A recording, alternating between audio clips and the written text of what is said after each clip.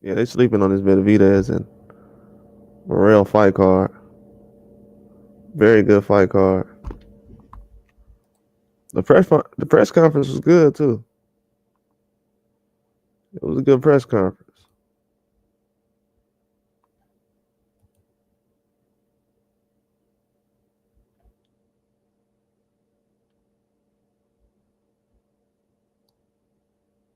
Yeah, it was a very good press conference.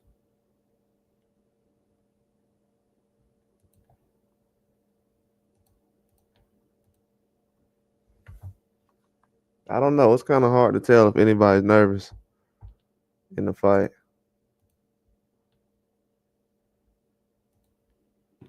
It's hard for me to tell.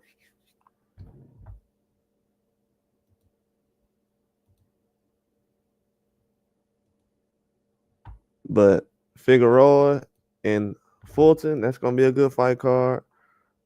I mean, a good fight. The fight between Angel Ferrero versus Pitbull Cruz, that's an underrated fight. I don't know if anybody know it, but Pitbull, he in a hard fight right now. He could lose this weekend. I'm not picking him to lose right now, but I had a feeling yesterday. I was like, yeah, the guy he's fighting, I think he's coming to fight. But from what I'm seeing right now, the guy he's fighting definitely coming to fight. No question about it.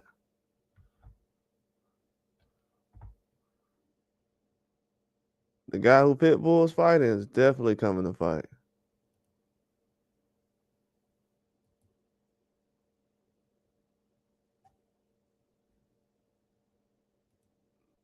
That's gonna be a tough fight for him. I don't think people understand. I don't know if people looked at the opponent that Pitbull has, but that's a tough style matchup for him. I think if he was fighting more of a boxer,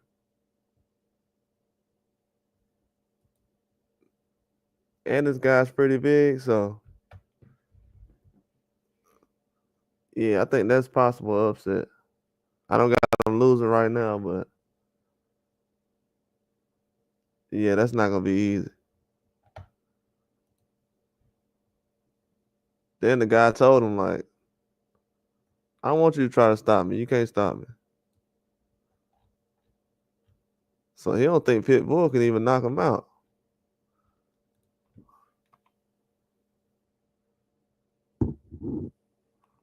So that tells me right there he gonna try to be aggressive and go for a knockout.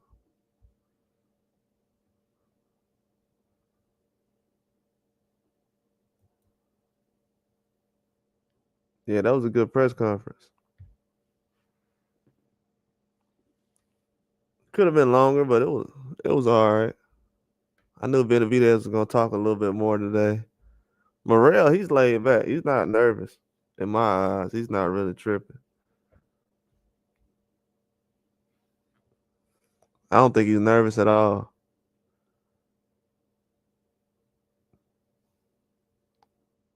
You know, I think for Morrell being so relaxed the way he is, that would get Benavidez kind of thinking like, why is he so calm? You know, he's asking like, is he always this calm or? Because he don't really know him like that. So he's expecting Morrell to get super nervous, but I don't think he's nervous. I think the fight is 2 days away and he ready to go. But Benavidez ready to go too. That's why when he starts talking a lot more, chirping, it's fight time. So by tomorrow, it might be some pushing and shoving and some yelling and stuff like that. But yeah, by the time they get Saturday comes, it ain't gonna be no more talking.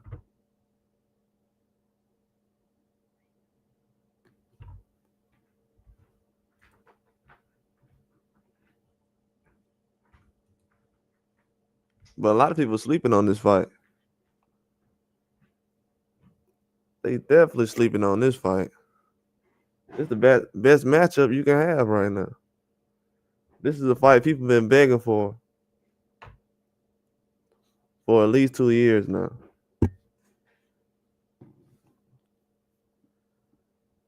This is a guy people said that was getting ducked. They said Dave Morrell was getting ducked.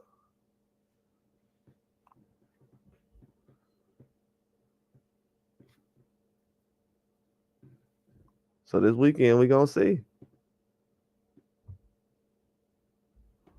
We definitely gonna see. It's gonna be a good fight. I already see the writing on the wall. I don't know who's gonna win at this point. Nobody does, but I'm telling you, I'm seeing it already.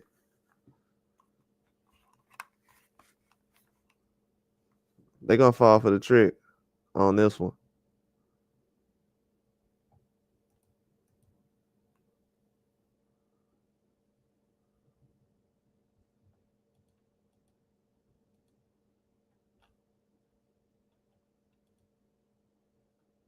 They're gonna fall for the trick on this one.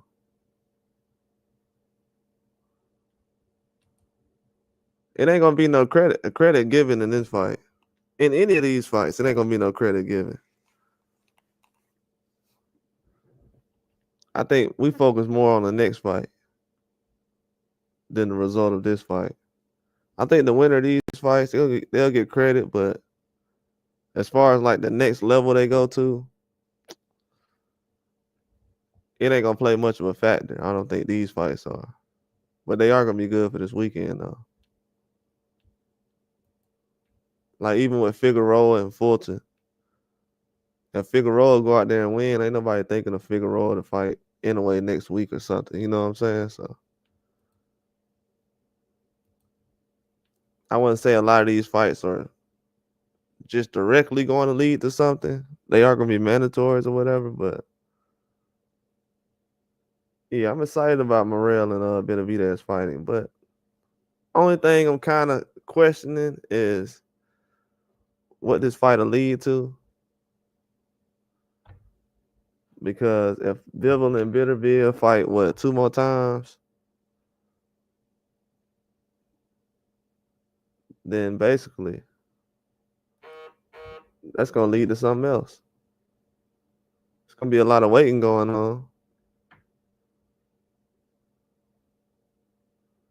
That's why I said in my head, I would have rather just seen one fight. So we can see everybody kind of fight right now. Like this fight right here could turn into a trilogy.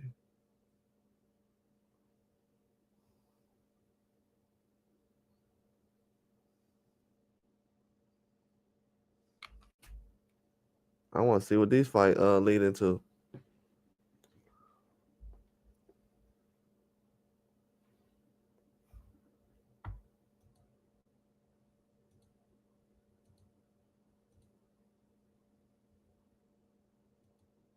But people thinking but if I had to think right now, let me go to the odds. I ain't seen the betting odds for this fight. I ain't even looked at them.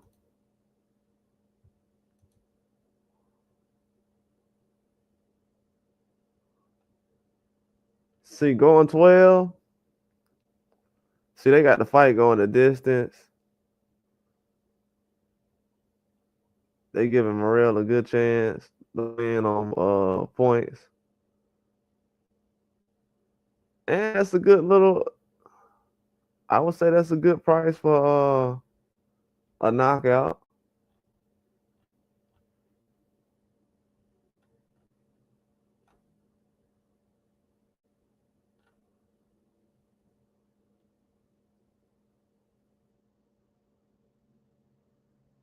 But Vegas thinking like no knockout, especially under 10 rounds. What's going on, Nathan Wild, man? If you want to come on the panel, I got a little link right there in the chat. You want to come on here, the panel, say something, talk about the fight. I'm just on here talking about the fight a little bit. But yeah, Vegas they heavy on the fight going 12 rounds. I'm leaning more so 12.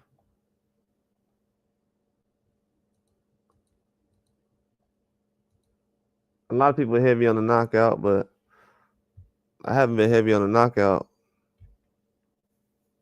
And those guys fights for a minute. And I noticed something too last night when I was watching the fight. I was watching the Morrell fight again last night. And I was noticed that his nose was bleeding very badly. And he was getting cussed out very bad in English in the 9th round. I'm like, bro, why ain't nobody talking about this? I'm talking about was getting beat up bad in the 9th round. Now we're talking about the 9th round against a guy who's not a puncher. Because last night I'm thinking, man, he got a chance to go for a knockout. Then I'm seeing that. I'm like, I'm confused. I'm trying to understand. Is everybody looking at this from a boxing standpoint, or they just kind of like going with their gut? Because from that last fight he had, man, we taking bets on knockouts. I might have to take some bets on some knockouts. People talking about dudes getting knocked out. I might have to start taking some bets.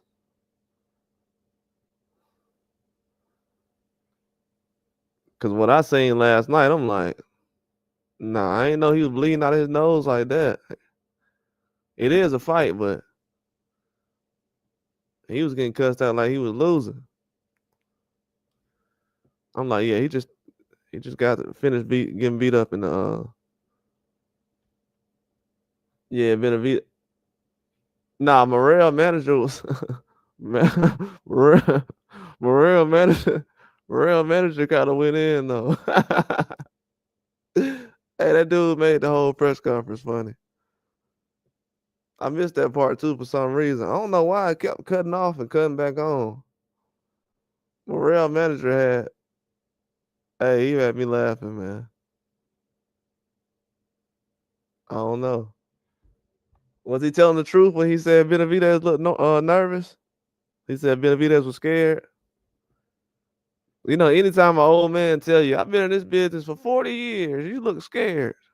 I can tell when somebody's scared. Old man tell you that, you got, hey, sometimes you got to believe him. I don't think he was just trying to win an argument then.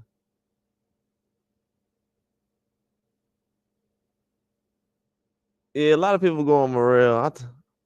I made a mistake in picking against Benavidez one time, and I didn't want to do it then. I just need a reason. I can't find a reason to pick against him. I don't think people seen Morrell last fight, bro. People talking about knockouts. I heard people say that after the last fight. After the last fight, we was talking about the fight going into it. I probably say an hour before the fight happened. I was like, bro, I just don't see Morrell getting a knockout, man. Everybody like, man, trust me, he gonna get a knockout.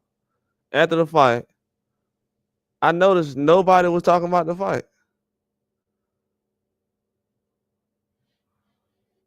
So if I had to trust my gut on this one, I don't trust nobody when it comes to Morrell. Nobody. We still haven't heard anybody break down his fight, his last fight. They just like, yeah, he getting a knockout against Benavidez. Bro, what?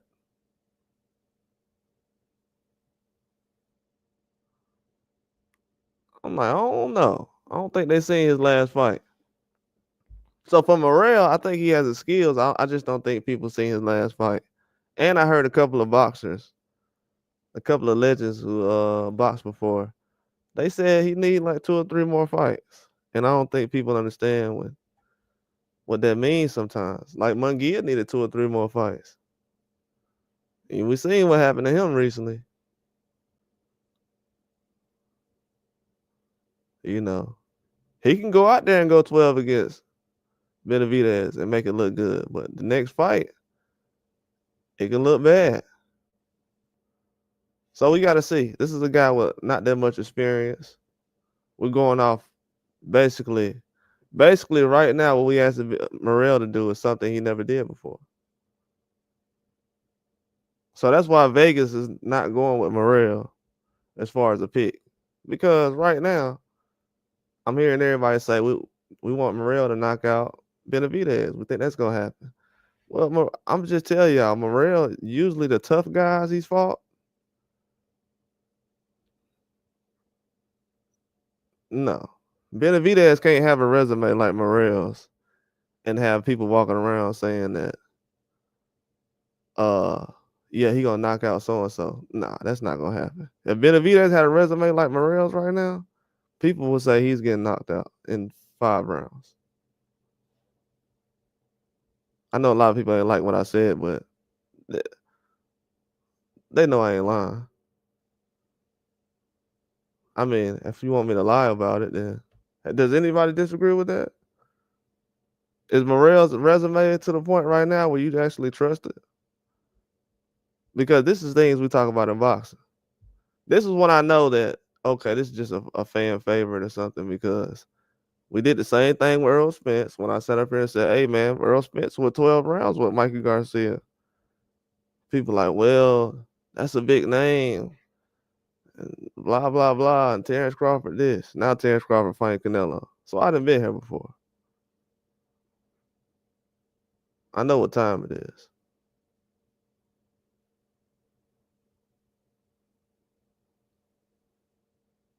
The fact that nobody is acting like this is about Canelo, I'm just being, to be real, bro, it's extreme now.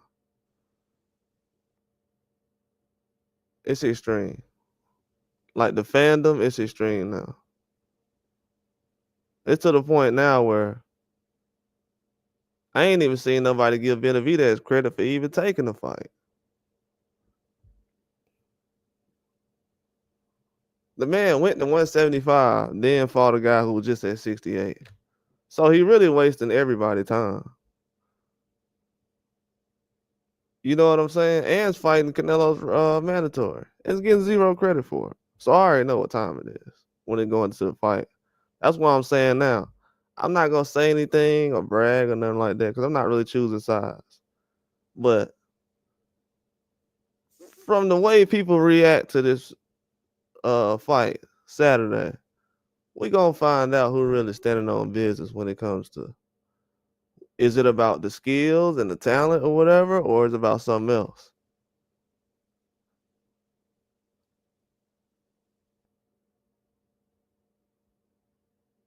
Because Morrell, I'm pretty sure, last time I checked, Morrell fought on Terrence Crawford card, right? So why did everybody say that Terrence Crawford, the fight card was trash? But Morrell fought on this. So I don't know, people, Morrell fans, how? I'm confused, man. I'm confused. I'm very confused. Even right now, I haven't heard anybody besides me bring up the fact that, hey, he should be getting a chance at Canelo.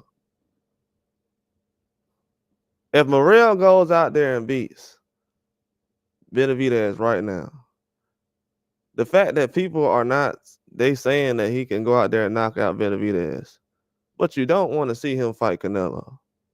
That doesn't make any sense to me. So this has nothing to do with Benavidez or Morrell. This fight, it has everything to do with Canelo.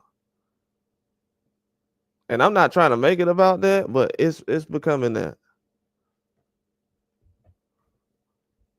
It's becoming that.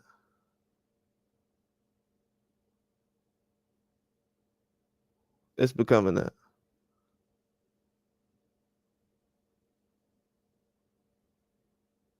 I'm seeing it. I'm like, man, come on, man.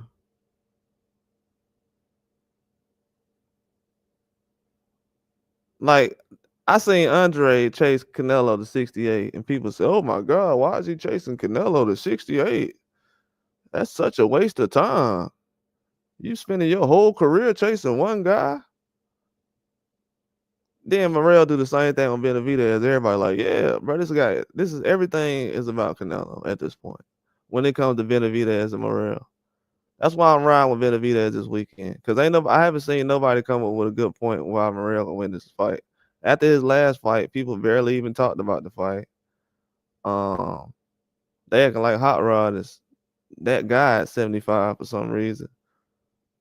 Like he wasn't just on Pro Box in a close fight with a guy who's not active like that. So I'm just looking at the whole landscape. I'm like, bro.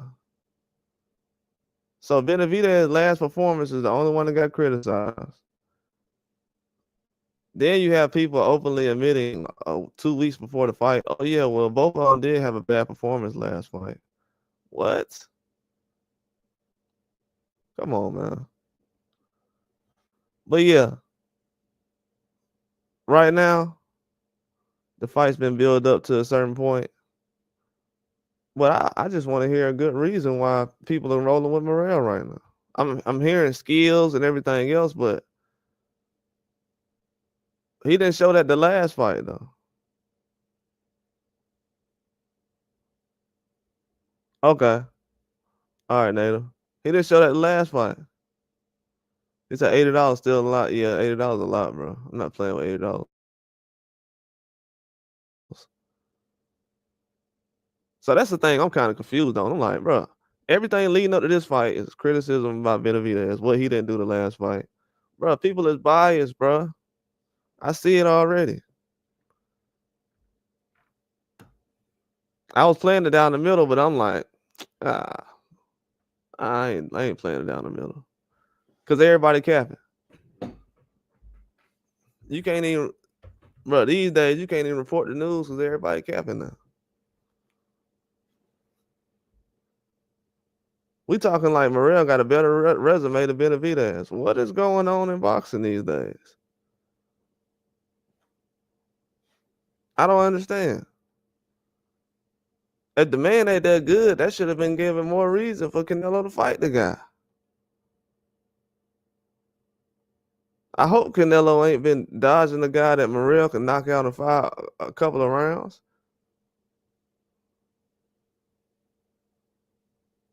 Dang, wouldn't that be a waste of time? People ain't thought about that. That's what I'm saying. This whole thing it's deeper than what people realize. They think it's just about one fight and this.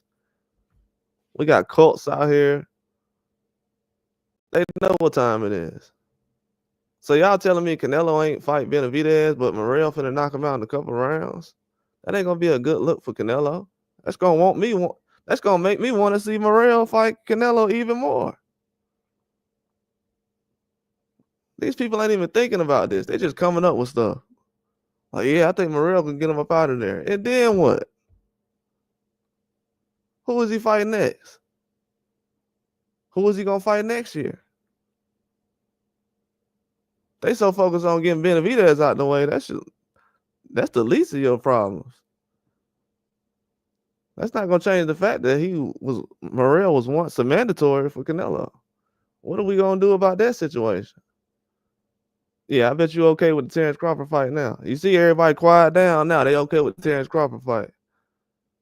At first they was like, oh no, I don't want to see the fight. It's too small. So you openly admitted that you think Canelo's a weight bully because you said Crawford's too small, but Canelo's fighting him now. So according to their words, Canelo's fighting a guy who's too small. You see what I'm saying? You see why people talk too much?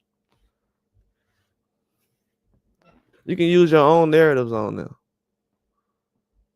According to Canelo fans, Canelo's going to fight a guy who's too small. This is why you don't push narratives in boxing. According to boxing fans, Benavidez is finna get knocked out by a guy who didn't want to fight Canelo. That's not a good look. You better hope Benavidez gets a knockout or a win. That's not gonna put the narratives away. That's gonna be a bad look too. Man, best case scenario is it go 12. and you can still be curious about what else. But if it's a dominant performance on either side, it's not gonna be good.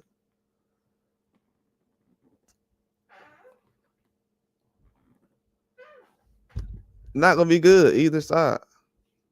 And y'all seen as soon as I brought up the Canelo thing, everybody dipped out because they already know what time it is.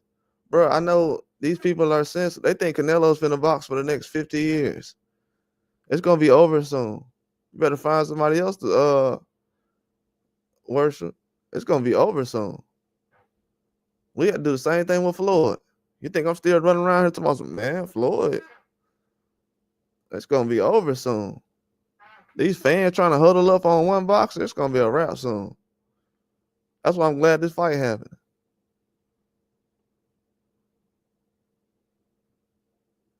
They acting like both of these guys ain't been calling out Canelo. Man, please. But the fact that they picking one side, they mean they know who's dangerous. You're openly admitting you know who's dangerous. You don't like that Benavidez call out Canelo and that you say he's a weight bully, but last time I checked, Morrell's the same size. And he's walking around not getting the fight either. So y'all should be mad at a certain person who ain't giving certain guys a fight. But you know how that goes. These days they play their favorites. Then they want to try to talk about fighters that I like that ain't fighting nobody. That's why they'll show up when somebody talking about Wilder ain't fighting nobody.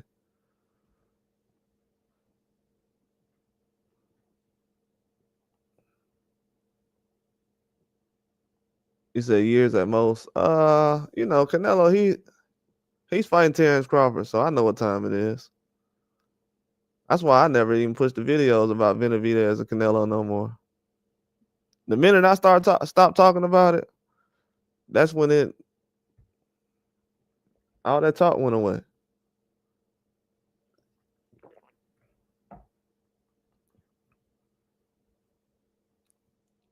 Yeah, they don't want to hear it, but it is what it is. I see what's going on as far as the boxing game, though. It's getting weak, bro. The fact that we can easily call it out. I seen after Morrell last fight, I sat back. I was quiet the whole time. Didn't nobody even notice. I think Native Wildman was around that time. And I was like, I sat back after Morrell's fight. Nobody said anything about it.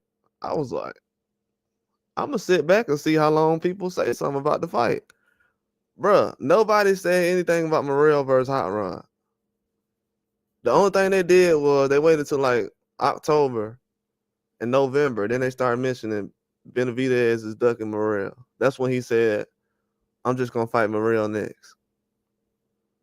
They didn't even mention the fight between Hot Rod and Morrell. Now I'm hearing people say the fight wasn't that good. He didn't look that good in the fight.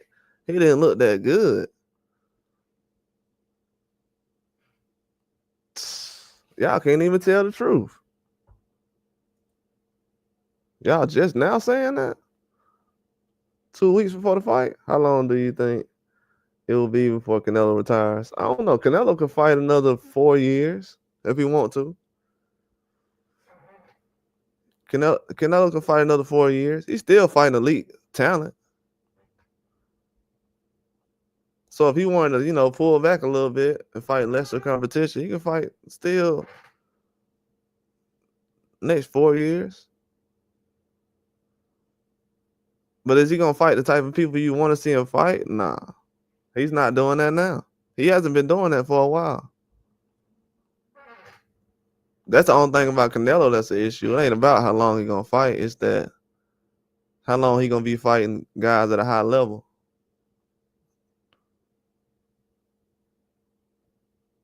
Because everybody thinks that guys is fighting people like Canelo at 36 like Floyd was doing. Or they think that everybody's going to fight a tough fight at 37 or 38 or 40 like Benavidez and Usyk. This don't happen a lot. We talking about guys at 34 right now, talking about retirement. So the fact that everybody's like hoping and pushing back, like, well, next year. Look at Tyson Fury right now. I knew somebody was going to retire soon. Look at Tyson Fury. You got everybody out here like, oh, he's just joking. That dude don't be joking about no retirement. Last time he did this, he was out for 3 years after his biggest win of his career. That man had the biggest win in his career and was gonna get the biggest paycheck he ever had, and he retired.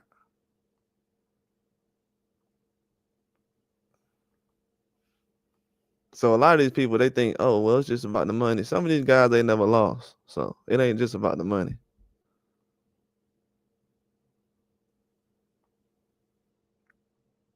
That's why when Canelo start mentioning Jake Paul, people should have said right then, well, we need Canelo to fight anybody we want him to fight right now.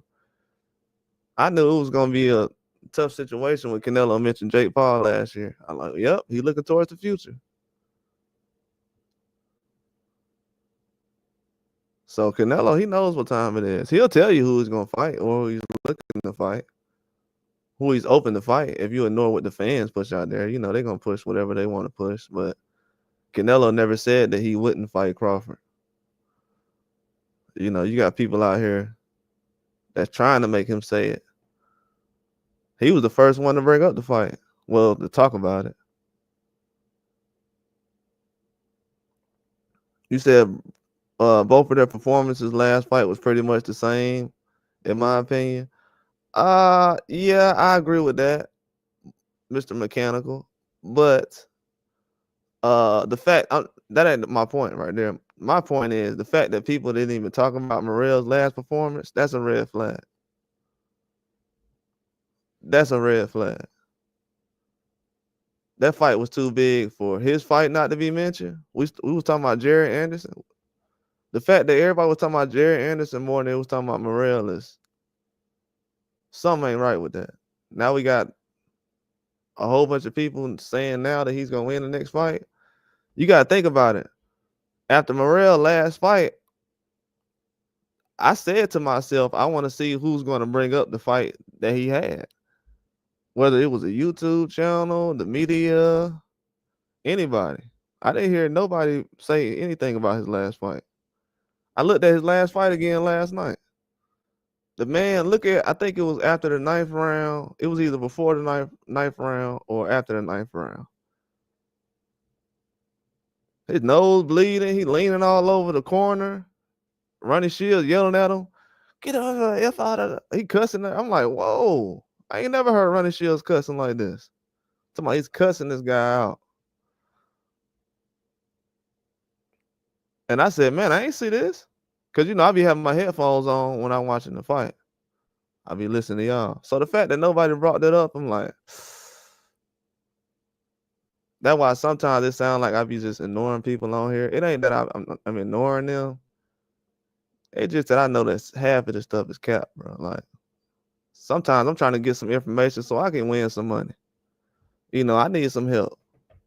But these dudes be coming up here just talking about their opinion. Like, oh, well, I think this fight.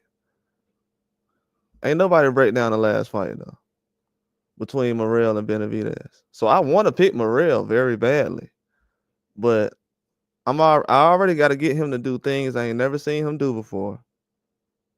So the stuff that we need him to do Saturday against Benavidez, he's never done before. You know what I'm saying? That's a fact. You know what I'm saying? The second fact is, if Morrell had the resume if Benavidez had the resume that Morrell has, nobody would be saying that Morrell finna get knocked out. That's a fact. So a lot of stuff that people looking past, I'm just like, oh, they just picking favorites. Okay, that's cool. But is this about Morrell or is this about Canelo? Thinking it's more so about Canelo. Because if Morrell goes out there and knock out Benavidez, his name needs to be the first one mentioned to fight Canelo. So if I'm somebody who's saying, hey, Morrell gonna knock out Benavidez Saturday, I need to be hearing that same person talking about Morrell needs to fight Canelo. I never heard nobody call Morrell a weight bully or him having a hard time making 68. So if that's not the question about it, I'm like, okay. This is just Kill Bill at this time. Then it's sad though. We just teaching this generation don't call out the best. See, I don't understand that we say certain fighters don't call out the best and they duck in and that why they ain't call out so and so, and then Benavidez goes out and does it. Now he's getting punished. His whole career is thrown under the bus because he's trying to fight the best. I mean, that's why the sport of boxing is not growing right now. We're punishing young guys for trying to fight the best. I mean, I don't understand it. We're punishing people for trying to beat Michael Jordan in one-on-one. And talking about why the sport ain't that good no more.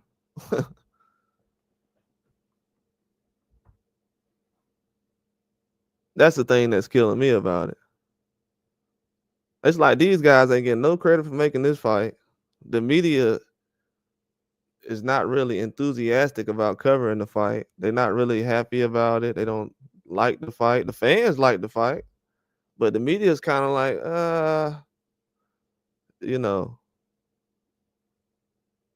whatever happens.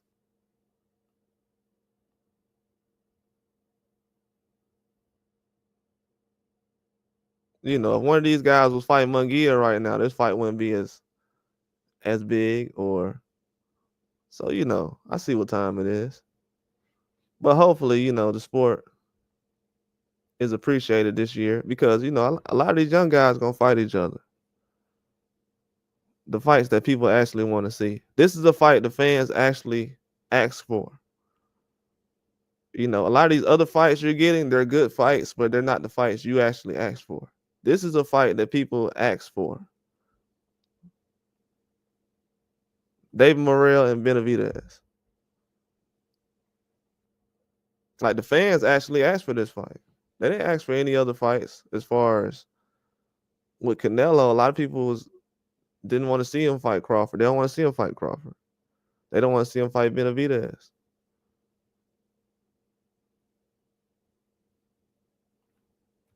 They don't want to see Morrell fight Canelo. So this is the only option you got right now.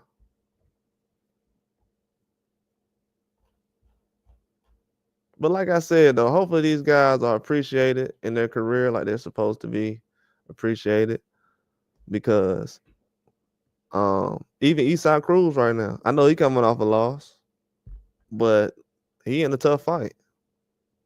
See, it's a difference between Eastside Cruz and these other guys. Like Zepeda, he's running a rematch back with Tevin Farmer. That's cool. But Eastside Cruz fought Rayo. This Mexican guy he fighting this weekend finna be tough. I think it's gonna go the distance. I don't think he's gonna knock this guy out. He possibly can lose. This is a bigger guy than he is. And it's Mexican style. They seem like they know each other. I don't know why. The face-offs they've been having, it's been kind of angry behind it. So I would like to see a U.S. heavyweight make it to the top again. That's gonna be kind of hard, man. It's always gonna be hard for a U.S. heavyweight to make it because it's just gonna be hard. Look at Jared Anderson. Jared Anderson got the worst matchup he could possibly get. You know what I'm saying? You don't see a Martin Bacoli in most of these guys' resumes. Top boxers, top heavyweights right now. They don't have a Martin Bacoli on their resume. So it's gonna be kind of tough. Look at Michael Hunter. Michael Hunter had one of the toughest fights Usyk had in his career. Then he beat Martin Bacoli, but you can't find him nowhere. So it don't really matter who you beat in America. You can beat whoever you want to beat, but you lose one fight, they're gonna make a big deal out of it. They're gonna trust me.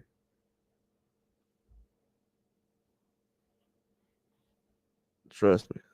The only way I see them having the top heavyweight in America again is that they want to. If they want to. But I see it becoming like the Klitschko days again. That's not me hating. That's just keeping it real.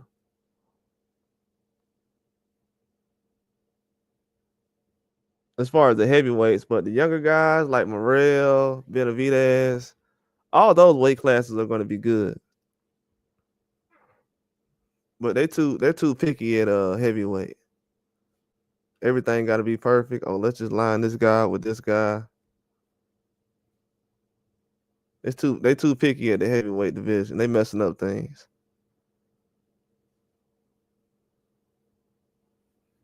That's why I have no problem with a guy like Wilder stepping back fighting journeyman, because people make such a big deal about the heavyweights now that it's like, okay, the guys you think that's the best, let those guys clash and fight it out, and let's see how right you are. And right now, everybody has a chance to see these guys clash and fight, and it's not really about a lot of hype behind it.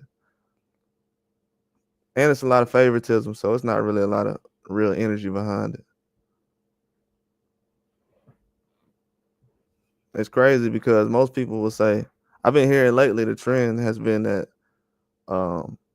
fans overseas support their fighters. Bro, right now, it seems like Daniel Dubois is not getting them more support than Joseph Parker. But there'll be something I'll be talking about later on.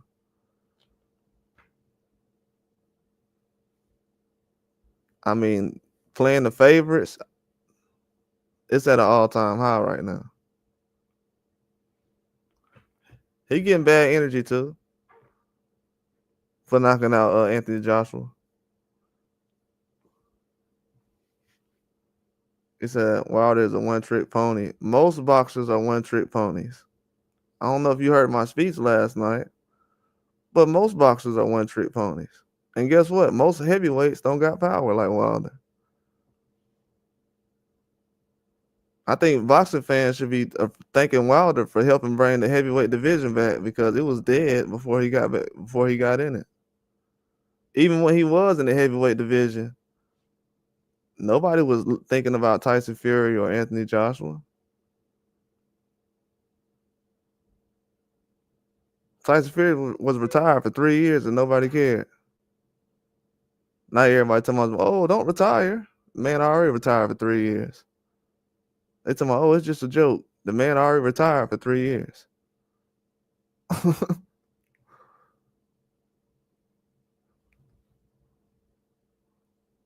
I mean, I understand, bro. I know Wilder gets a lot of hate, but at the end of the day, I don't feel like a lot of the fighters that these other people look at, I don't feel like they're look at Morrell right now. Morrell didn't go out there and outbox Hot Rod like he was a super elite fighter. Last fight, he looked sloppy. Besides the knockouts he's gotten in the fight, he's looked just like Wilder at the weight class he's at. I could turn on a video right now and put a video right next to each other with Wilder and Morrell, and they'll be boxing the same way.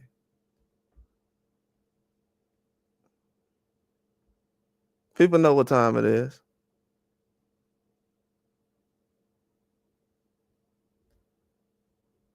Trust me. Like I said, though, most boxers are one-trick ponies. So when people say that about Wilder, they just want to sit up here and get mad and troll about Wilder. I don't think most of these boxers that y'all brag about is good. I think Inoue is a one-trick pony. I don't get you know what I'm saying? Most of these boxers that people brag about, when time goes on, you find out they're not that good. That's just a fact. When time goes on, you realize, oh, the guy I thought that was that good, he's not that good. That's just true.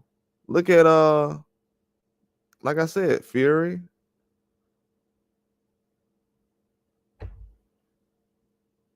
But every day I hear people bring a Wilder name though. What you want me to do? Get mad because you said something about Wilder? I hate when guys say that about Wilder being a one-trick pony. Most of these boxers are one-trick ponies.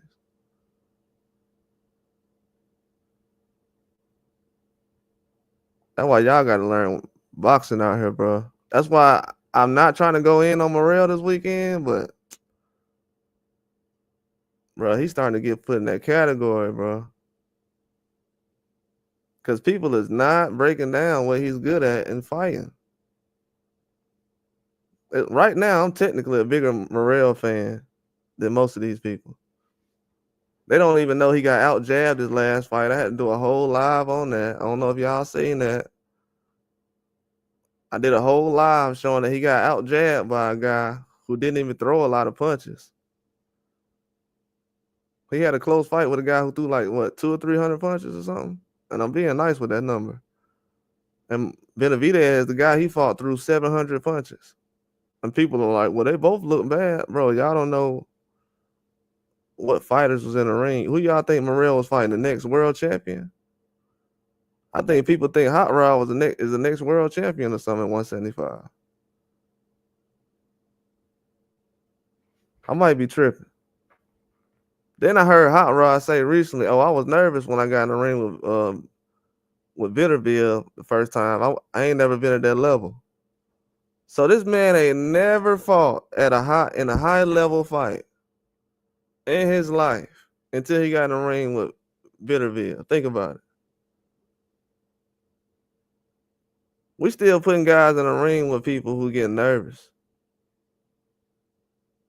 And it's natural to get nervous when you're playing sports. But he's talking about he don't remember stuff in the fight. I'm like, bro, what? Dude was starstruck. A man who been boxing his whole life in his 30s. He's telling you he don't remember what he did in the ring and he was nervous. That's what people don't understand. We still putting guys in a ring with world champions and faces of boxing that's getting nervous because they never been at that level.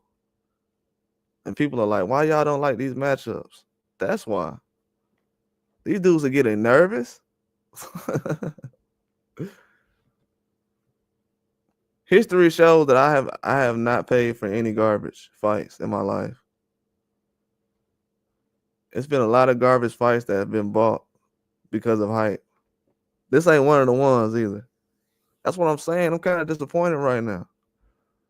It's a lot of hype that's around garbage fights, but then we have a real deal fight right now. And the only goal is like they on some Kill Bill stuff.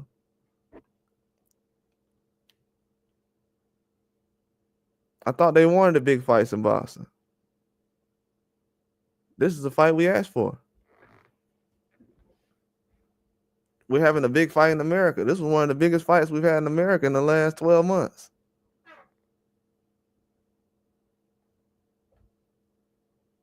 We haven't had that many big fights. So you would think that a lot of boxing fans would be enthusiastic about this matchup, but I don't know. It's just one common goal right now. And I just don't think Benavidez is the favorite. The numbers is way too close. I think he's the favorite on paper as far as Vegas. But I'm thinking there's probably a lot more bets on Morrell right now. Them numbers is way too close. If you ever bet before, the way they got the numbers now is weird.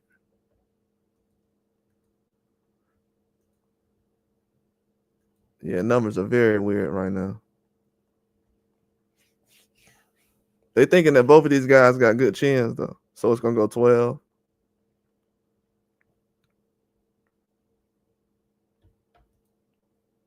But me being a Morrell fan though, I feel like he's rushed in this situation. And if it don't play out, then what?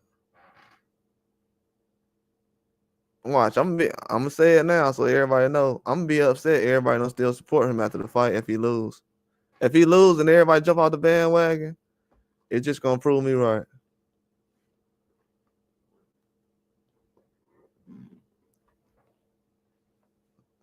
I bet if he take a loss this time next year, I'm gonna be the only one sitting up here cheering him on. I done seen it happen before. Cause I'm like, bro, this fake energy right here. Like nobody remember his last fight. This is crazy. Somebody wanted me to see what I saw last night. I didn't know his nose was getting bloodied up by Hot Rod. That's insane. I gotta go pull that back up. That's crazy to me.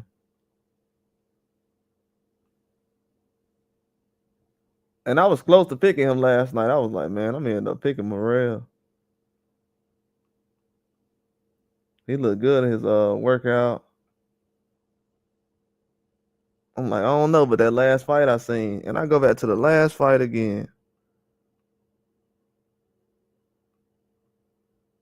and this man was getting boxed up again. I'm like, that is bad. Where's it at? Hopefully they let me pull it up. I don't know. Might have to go look it up. But yeah, that just shocked me though. But I'm gonna tell you something else though. I realized because I actually grew up watching Floyd Mayweather. Everybody who trying to hold on to Canelo, bro, all you gonna do is just show how old you are. But them days over with. This ain't 2015 no more. Dudes is getting replaced. Everybody getting replaced. So everybody trying to make sure the young guys don't pass this guy because he the favorite. Man, forget all that. Canelo gonna get passed. That's already happening. The minute that Benavidez and Morrell signed up to fight each other, that's when they started to try to pass Canelo.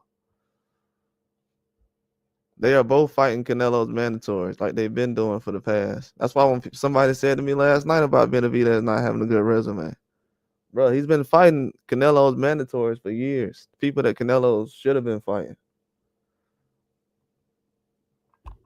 That's why it gets weird when people say, "Oh, that Canelo can do whatever he wants." He's been doing whatever he wants. He's been doing that.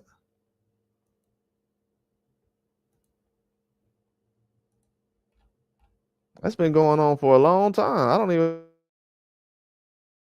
know why that's a conversation. That's like somebody get caught stealing and they say, "This is mine." Well, I guess. Look at it. Look at this crap. I should pull it up right now. I'm gonna pull it up right now. I should play the cussing and everything. I should get flagged to play this. This is such a big deal. I should get flagged to even play this. I should play it. Can I play it on here? I can't play it on here. I have to play it later on. I'm not good at share screen on here. Yeah, I need to make a short on that. Man, so I was looking at the video. You can go to the 42-minute mark on Turkey Out of Sheet page with Morrell and versus Hot Rod. And I'm letting the fight run. I was doing something else in the background. And I turned around, Morrell getting cussed out. I'm like, what is he getting cussed out about? And I'm looking at the round. I'm like, bruh, because I only seen the fight twice. I seen it live, and I seen it like 2 weeks ago with y'all on here. Then I'm seeing him getting cussed out and everything, and then they start putting the Q-tip up his nose. I'm like, this dude is getting whooped, man. Look at the Q-tip.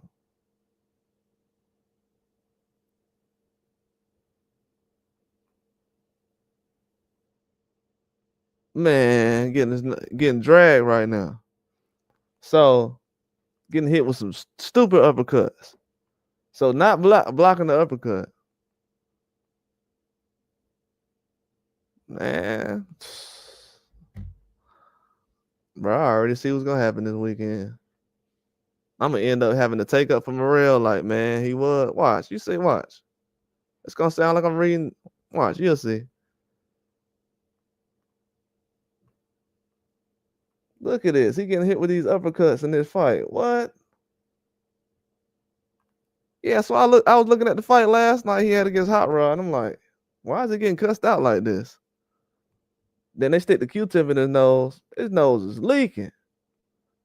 Mind you, the dude he fighting ain't bleeding. The dude he fighting ain't bleeding.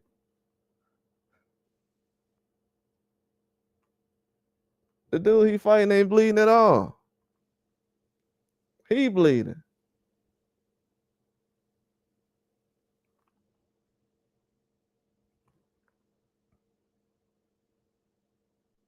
So I'm like, nah, they tripping. He said Floyd Mayweather always put on a good show. He completely boxed the most. Yeah, he always put on a good show. He's probably the best defensive boxer of all time. Nah, he ain't better than Sweet Pea. Nah, he ain't better than Sweet Pea.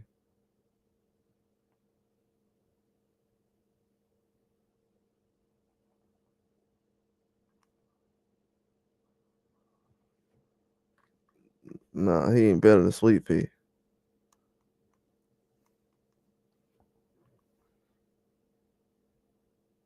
People say Floyd is a super defensive guy.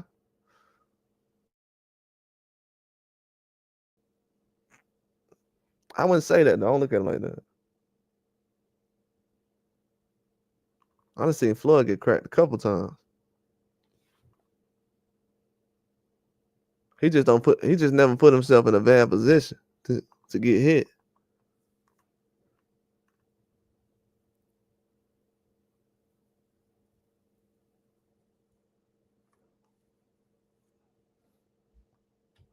But I never looked at him as like a super defensive fighter. I think that's probably the old age that made him seem like that because he wasn't getting knockouts.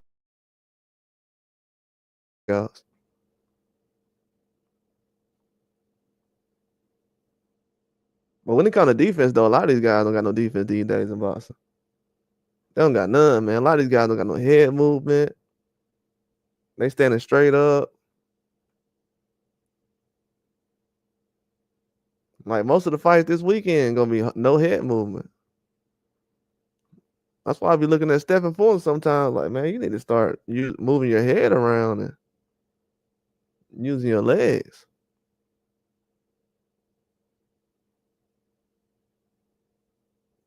Cause right now he's fighting Mexican style, but he's not getting credit for it. So what's called De La Coca? You say you get in the 8th round, bro. I'm looking right now, bro. That's a good pick, bro. I ain't gonna cap to you. That's a good round, bro. Cause I'm seeing him in the 9th round right now. He getting beat up, man. Like for real. I need to play it on here, but I had to probably play it later on. But y'all know I don't lie. I'm trying to save some people some money, but I ain't gonna go out of my way. But he's getting beat up on the video I'm seeing right now. If he's able to turn all that around, right now people are praying and hoping that Hot Rod is better than Benavidez. I hate to look at it like that and dumb it down like that, but that's what's going on right now. People feel like Hot Rod is levels above Benavidez. Like Benavidez just ain't that good. After this fight, bro, I'm putting Benavidez top 5 pound for pound. Me personally.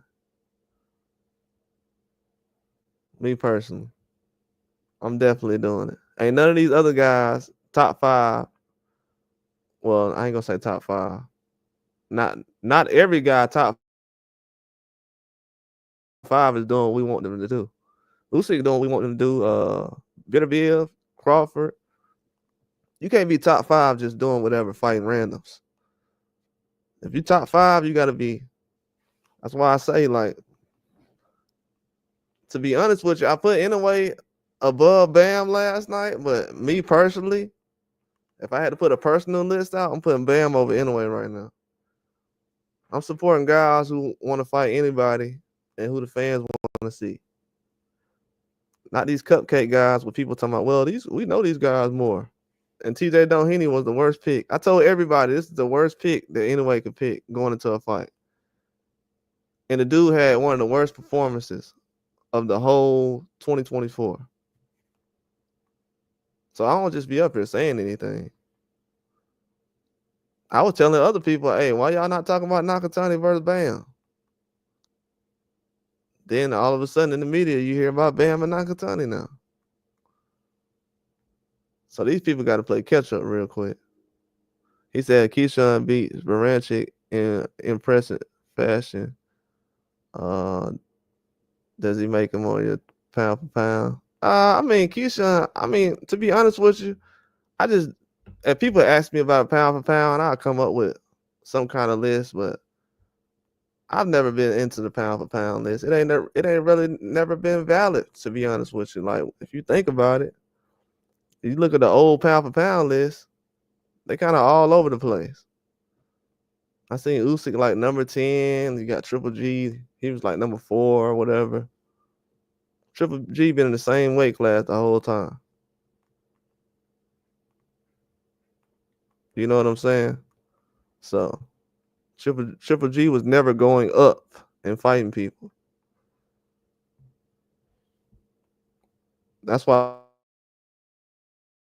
I have a problem with sometimes they try to group Canelo and Triple G together. Like, Triple G has never done what Canelo's done. Like, matter of fact, when they try to put Triple G and Canelo together, that kind of waters down what Canelo's done. Canelo actually went up in weight and fought guys at higher weight classes. You got to think about it. Canelo went to 175. Triple G would have never went to 175 in his life. Yeah, it's a good debate. Triple G would have never went to 175 in his life. So when they be grouping him and Canelo together, I'm like, bro, y'all really watering down what Canelo then did. Like, Canelo did all the heavy lifting.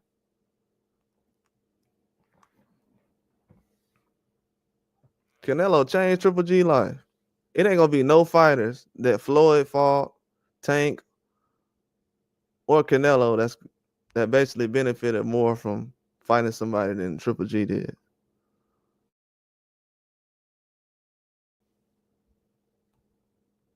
That slowed all this stuff down. Maybe we would have seen Benavidez and him fight already.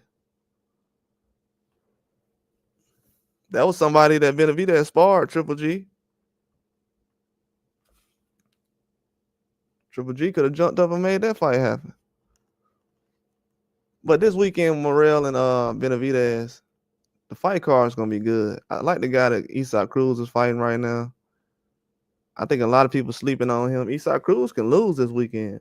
Like, it's a reason why when Isaac Cruz sat up here and said, "Nah, I want to make the Ryan Garcia fight after this fight. I don't want to have any distractions." I'm like, yeah, he's afraid.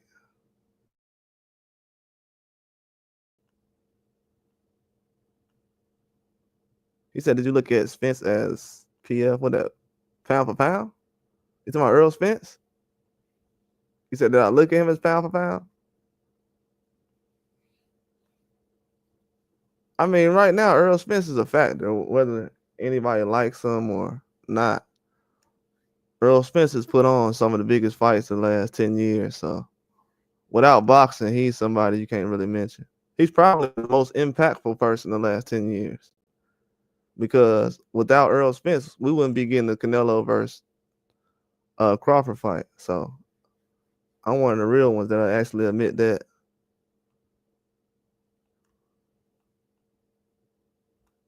Yeah, Earl Spence, absolutely.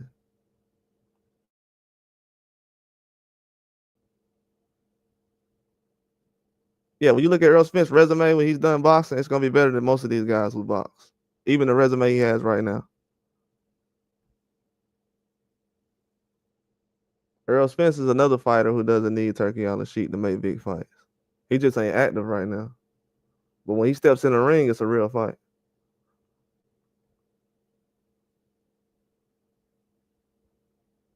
He said, "Can Kid Austin?" I'm thinking about it. I'm thinking Kid Austin can.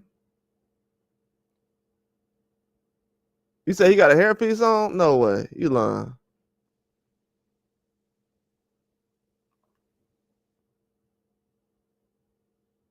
You lying. He got a hairpiece on? I seen he had a hat on. I don't know. I'm thinking Kid Austin, if he can, man, right now, I'm gonna be honest with you. I'm hearing too much excuses, man. I'm hearing they talking about they ain't have a passport. I ain't even realize he didn't even show up to the press conference until they put out a video talking about they wasn't there. I'm like, bro, it's just too much going on right now. I don't think he can because every time I'm seeing him, I'm just being honest. Every time I see Kid Austin, he in the weight room, which is not where you need to be when you about to fight Shakur Stevenson. another thing is it's just too many little things going on. Like, you don't gotta build this fight up. It's already built up. All you gotta do is focus on the fight. It seems like they still trying to build up the fight, like it's here already.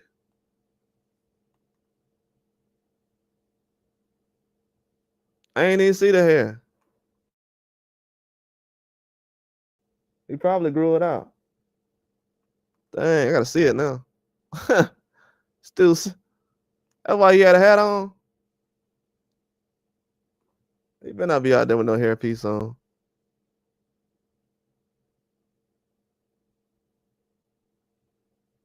You talking like it's a hairpiece or something. He said, do you trust Kid Austin Pops? Yeah, he a good trainer. Shoot. I don't know what everybody saying the last. If you go back to the last fight, everything Kid Austin dad was saying in the fight was everything the fans were saying, and everybody else who seen the mistakes he was making in the fight. I seen like he was doing a good job. I don't think he a bad trainer. I haven't heard nobody say he a bad trainer, so that's a good sign. Yeah, but I don't think he's doing anything bad. He's not in the same situation as Pitbull. I'm a lot more worried about right now because him and his dad wasn't coming up with no game plan the last fight against Ryo. You know, I feel like Pitbull should have pressed the gas a little bit more. He was kind of relying on the judges. But I seen Pitbull hit Ryo with a left hook, and I'm like, oh, yeah, he can get him up out of there. But he only threw it like 1 or 2 times, and that was it. So I was like, nah. So a lot of these guys, they just don't trust in their abilities, and they end up losing. That's what really be happening. So Kid Austin can definitely go out there and throw something, but is he going to throw it? That was his problem in the last fight. He was a little bit gun-shy, smothering his punches. Just not a good recipe when you fight somebody like Shakur. Then you're going out there to try to land a lucky punch. It's a long shot. But yeah, I want to see Pitbull unleash a little bit, man. Try to fight, like, you know what I'm saying, a little more aggressive. Not try to rely on these judges. Like the last fight. Because when I seen him hitting Ryo, that was my thing about it in the preview. I'm like, I think Ryo going to win, but I was like, if Pitbull can throw that left hook, he can get him up out of there. And he landed it smooth, but he didn't throw it no more. Didn't throw it no more. Worried about the reach too much. So that's my only problem right now. But yeah, if I was Kid Austin, I would just try to do my best and, you know, just try to do my best. That's it. Because I don't know if he's better than De Los Santos as far as skill level, but probably has power the same way. So we'll have to see.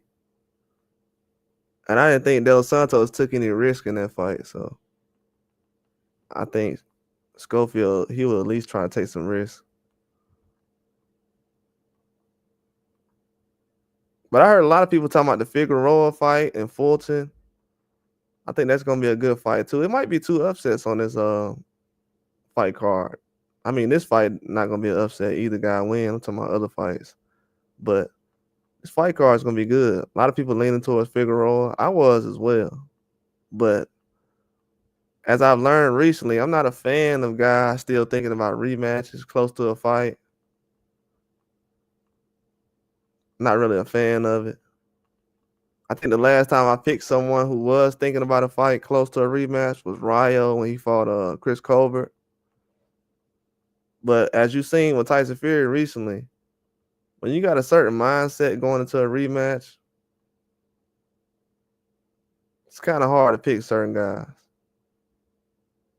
It really is. Like my whole thing with Tyson Fury against Usyk in the last fight was he was talking about he felt like he didn't lose the last fight. People got to understand, like, that's been said way too much lately. We got guys walking around like, man, I didn't lose my last fight. Like, bro, move on. And I went back and looked at Figueroa versus Fulton, and this is unbiased. This ain't because Fulton is black or American. Bro, he was whooping Figueroa.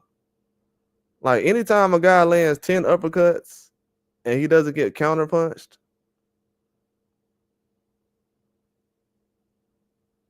that's not good. Figueroa's gotten hit with the most uppercuts I've seen in a fight in a while. Just one fight, a guy getting hit with like 10 or 15 uppercuts, that's not normal. I mean, De Los Santos, he only landed 40 punches against Shakur Stevenson in a 12-round fight. 40 punches. So if you're getting hit with 15 uppercuts and talking about you got robbed, I don't know, bro. We're going to have a different conversation. So for him to still be thinking about that years later, that's not good. I'm not rolling with it. I'm just being honest. I got the facts to back me up as far as history, but guys who talking like that this close to a fight, it's not good. Then so I'm telling you, if Fulton was treated as the favorite and the guy who won, and everybody's like, oh yeah, he's gonna win again, I would go with Figueroa. But the fact that people are looking at him as the winner right now, it's not that good. It's not good to me. I mean, he's going out there thinking, oh, I just do what I did last time, I'll be good. Okay. They did that with Tim Tszyu, and what happened? I'm telling you, I can keep naming names that it happened to. They did that with Rayo and Pitbull. I was like, man, Pitbull was getting pieced up against Rayo. Because, that fight got stopped by the ref. The referee stopped that fight. So I was trying to tell people, I was like, hey, Pitbull was getting hands put on him before that referee stopped the fight. Everybody like, nah, he stopped him. I'm like, okay. I said, watch it the next fight. Then when they had Rayo step up, I said, yep, he got the same amount of power as Rolly. He can box a little better. Yeah, this is going to be a hard one.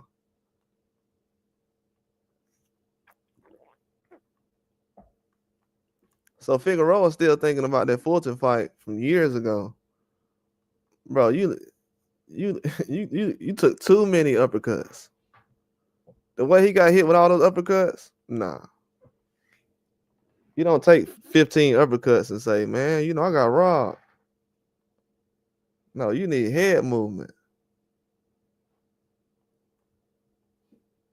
Badly. That's something he needs to talk about.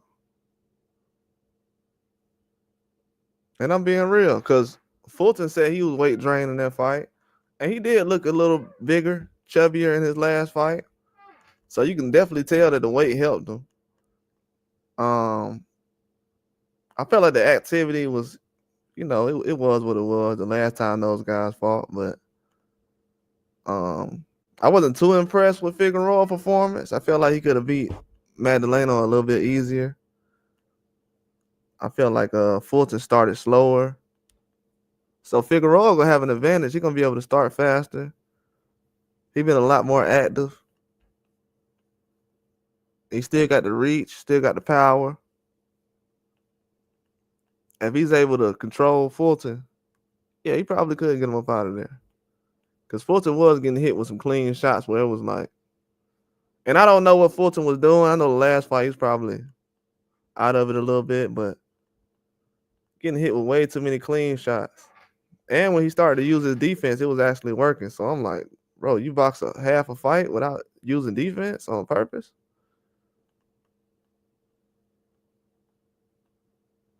So yeah, Figueroa gonna be an issue. But I don't like that he's still thinking about that first fight though. That's what has me worried. I know Pitbull knows he's in a tough fight though. Pitbull knows for sure he's in a tough fight.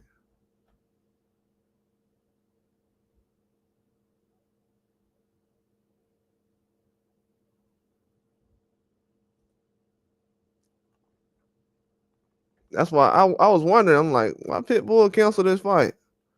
He canceled the fight because he knows he's in a tough fight. He know Ferrero ain't playing.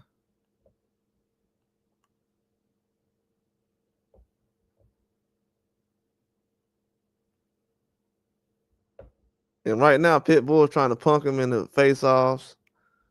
It's not working. This dude Ferrero like told Pitbull today, like, you ain't gonna be able to stop me or knock me out or nothing. And I feel like he's not gonna be able to knock him out. Fighting these Mexicans with 1 or 2 losses on a PVC card, that's dangerous.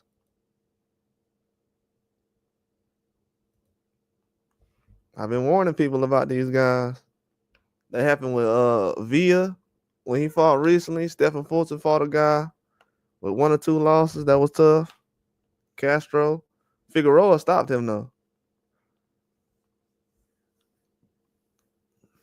Yeah, Figueroa ended up stopping him.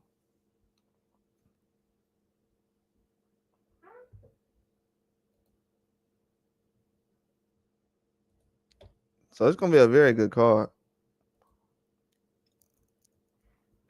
But I'm mad though. Morrell ain't getting the. This ain't solid support he getting. This is some fly by night stuff. I'm telling you, Morrell get this victory. We ain't talking about no future fights for this man. They gonna talk about Benavidez and Bivol, but it ain't been talked about already.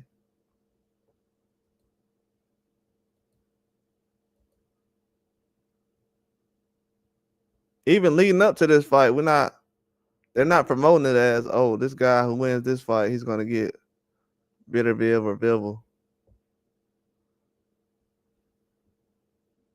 And that's a fight people want to see Canelo in.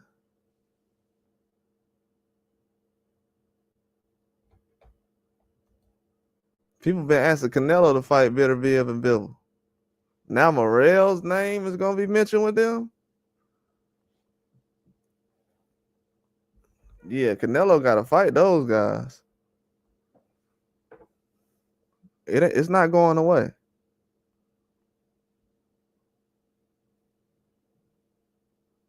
It's not going away. But what people realize is it's not easy to fight Morrell, Benavidez, even Crawford in what, a 2-year span. It's not easy.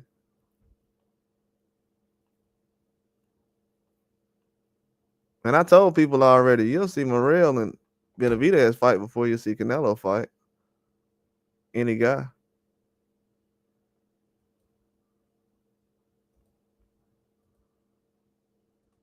It's crazy though. It seemed like it's been a long time since people was mentioning Canelo was gonna fight Morrell and Benavidez next. Now we sitting here with Benavidez and Morrell being a marquee matchup. And Crawford has to fight Canelo. Not because he needs to fight, but once this fight between Morrell and Benavidez happens, it's gonna be a huge fight after that. Both of them gonna be known. They're gonna get noticed. They're gonna be familiar. It's gonna be a lot more people watching the fight than you realize this weekend.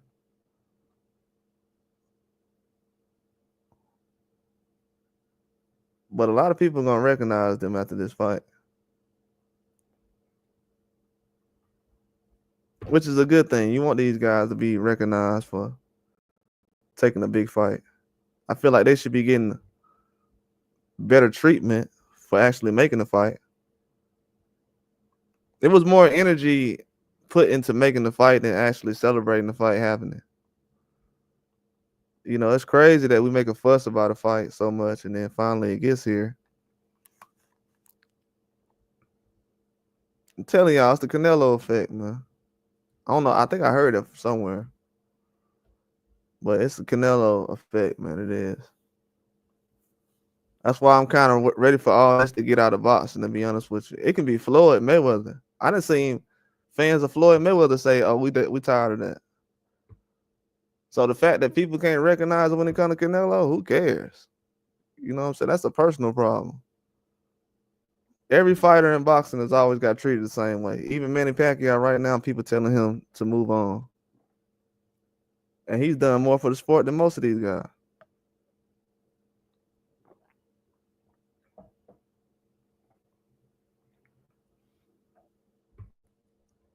So people are seeing the future. It's setting a bad precedent, really. But people just got to realize, man, guys gonna get replaced. At the end of the day, if you're a fan of Canelo or anybody else, you just got to realize that the fights he's taking right now are not the fights that you really wanted to see. I mean, I want to see him fight Crawford. I'm just talking about the people that say they diehards or whatever. I mean, if you didn't want to see Canelo fight Benavidez or Morrell, you're probably not gonna be a fan of me. Most people who can't relate to me, they didn't want to see Canelo fight Benavidez or Morrell. Those are the type of fans we have out here who picking sides in this fight for personal reasons. Yeah, they'll pick Morrell to beat Benavidez, but they never wanted to see Morrell fight Canelo. So that's where we at right now. I should have made that a topic, but that's what it is, though. They'll pick Benavidez to be knocked out by Morrell, but if you say, man, what about Canelo and Morrell? Crickets.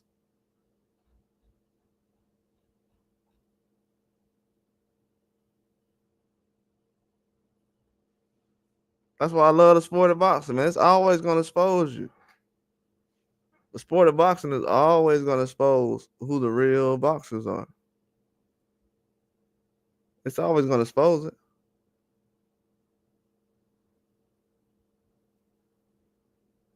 It's always going to expose it.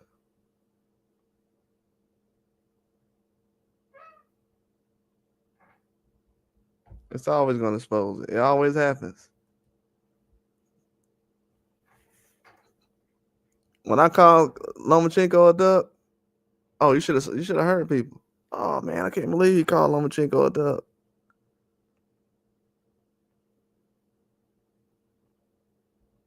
Then you look back, dude actually be ducking.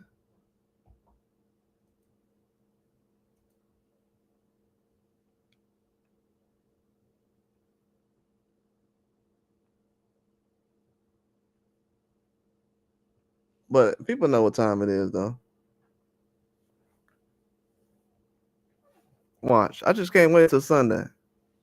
When I go live Sunday, after the fight,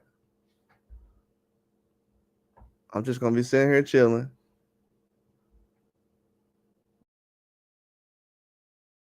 But people will understand that, oh, okay, I know why.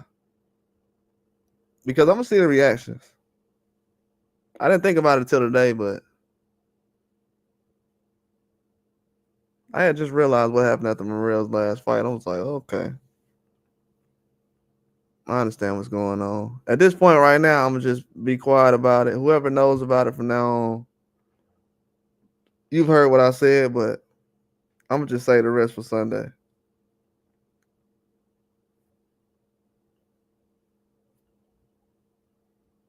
Because boxing is almost like a cult now. If you go against most of these people's uh opinions, they'll feel like, oh well. But when it comes true though, nowhere to be found. I can't respect that. They loud about Benavidez getting knocked out. If he don't get knocked out, they ain't gonna be nowhere to be found.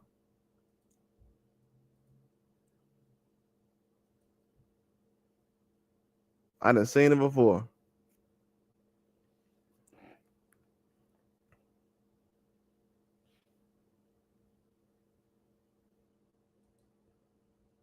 I see it now. That's why I'm saying I hope everybody picking for the right reasons because from what I'm seeing, Yeah, it's gonna get dangerous very quickly.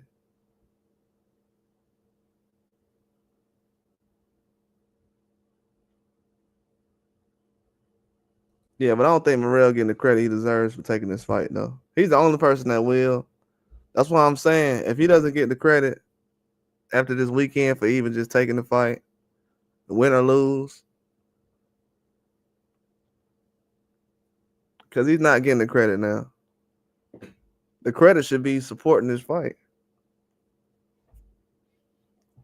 That's what the credit should be. I I don't like the fact that I heard so many people begging for this fight to happen, saying, "Oh, Benavidez is ducking," but now the fight happened. It's like, oh, okay, well,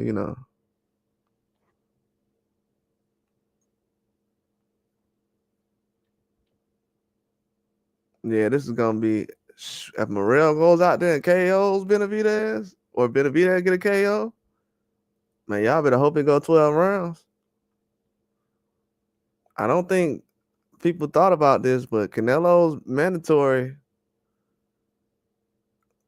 knocking out one of the best fighters right now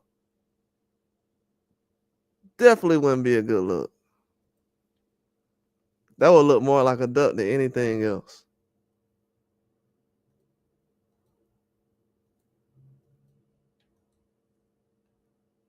They haven't thought about that yet, though.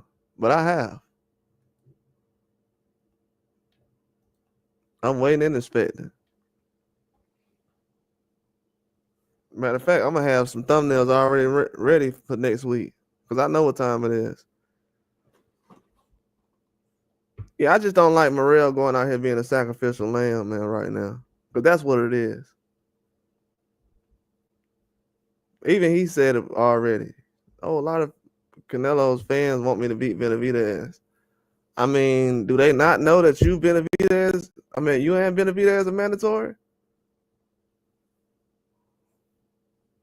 We got people that don't even know Dave Morrell was Canelo's mandatory.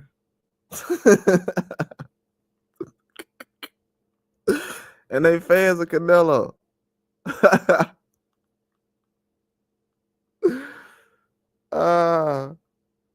They're like, yeah, we want you to beat Benavidez. Canelo's mandatory. Morrell, like, yeah, I'm Canelo's mandatory too. Like subconsciously, they keep saying stuff that make me think, like, bro, they think Benavidez is better.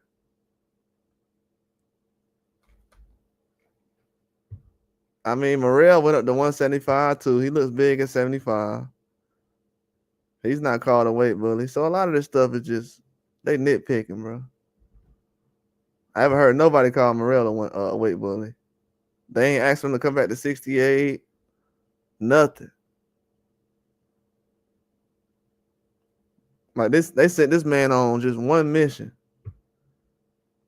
They don't even know what he gonna do next with his career. They like just beat Benavidez, then we'll worry about everything else later. Don't even worry about it. We don't know if you're gonna fight Benavidez or Bivol next. We don't know if we want you in the ring with Canelo. I'm talking about y'all think this man gonna go out here and knock out Canelo? I mean, knock out Benavidez, and we ain't gonna bring up him versus Canelo? They really think that's gonna happen out here in the boxing world? These fans really think Morrell gonna go out here and knock out Benavidez, and we not gonna bring up him versus Canelo ever again? That's gonna make it worse. Y'all better hope this fight go 12 rounds. These people haven't thought this out yet. I don't think they thought this out. We've been thinking this out for years, bro. I mean, people have already thought about this for years. If Morrell wins, if Benavidez wins, they still gonna be considered guys who was mandatories. For them to win by a knockout, that's not gonna help. It doesn't.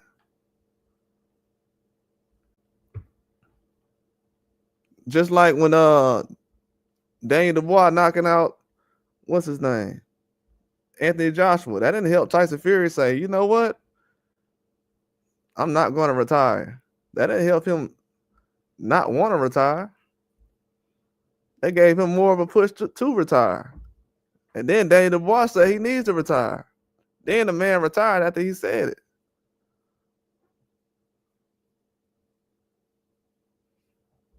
So trust me, these guys be thinking about all that.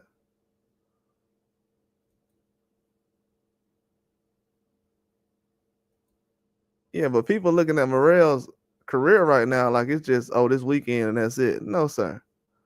He goes out here and wins this weekend by knockout. His name is going to be mentioned with everybody. Even at 68, because y'all ain't said he a weight bully at 68. He just moved up to 75.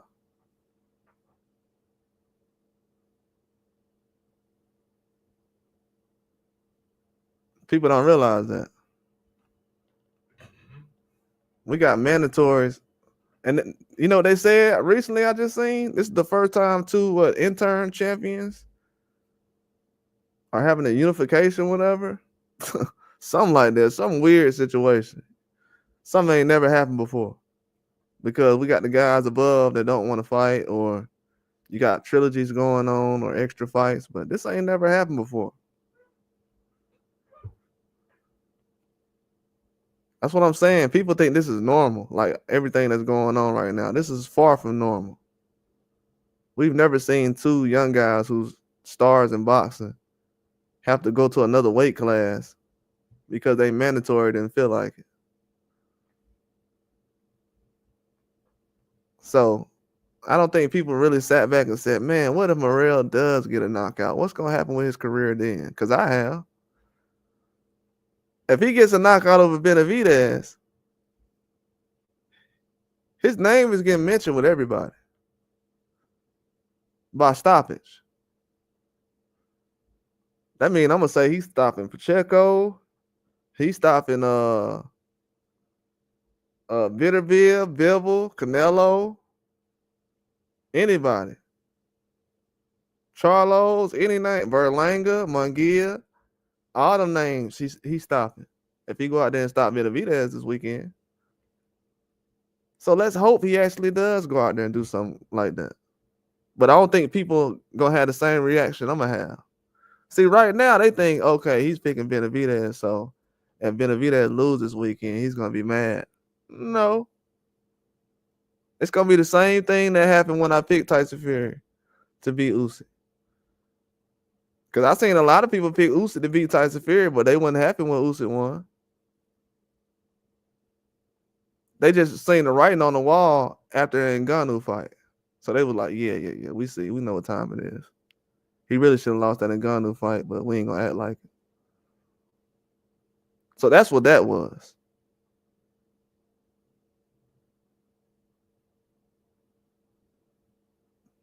But from what I'm seeing right now, they don't understand Morrell getting a knockout.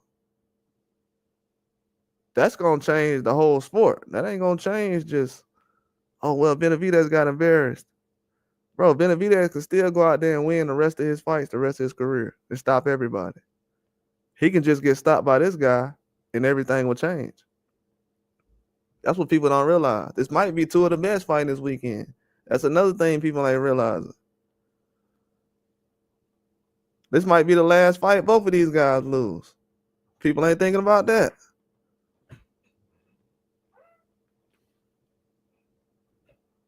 This is why I love boxing. It's a marathon. It ain't no sprint. I'm thinking 4 or 5 fights ahead already.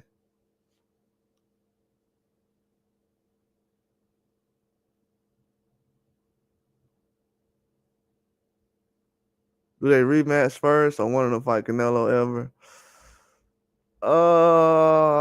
I think they possibly can fight Canelo. I think they could possibly fight Canelo. But I think if the fight go 12 rounds, they'll possibly have a trilogy these next couple of years. It'll probably be like how Triple G and Canelo did the third fight. It might be down the line after they get off PBC or something. But if it's a close fight, I see it having a trilogy. That's what I'm hoping for. That's why I wanted to go 12, to be honest. They don't have many people around their age at 75 that's you can match up with, so why not? That's why I wanted to. I want to see it go 12 rounds, and it's a good chance it will.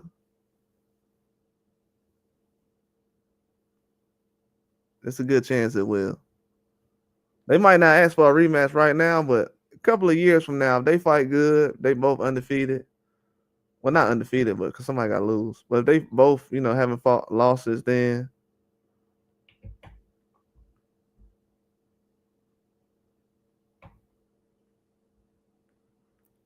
I think both of them got a chin. I don't know if they're gonna get knocked down.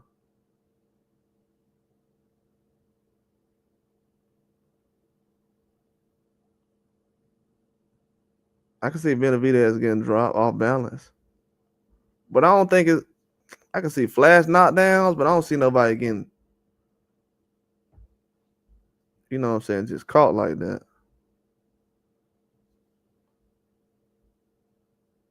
But that will be fire though. A good 12-round decision. But man, hey, they better hope so. Cause right now, I ain't gonna lie to y'all.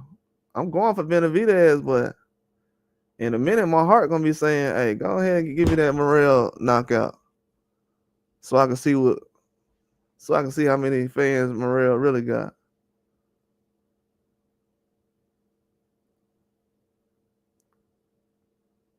Cause this ain't just no one fight thing right here for me.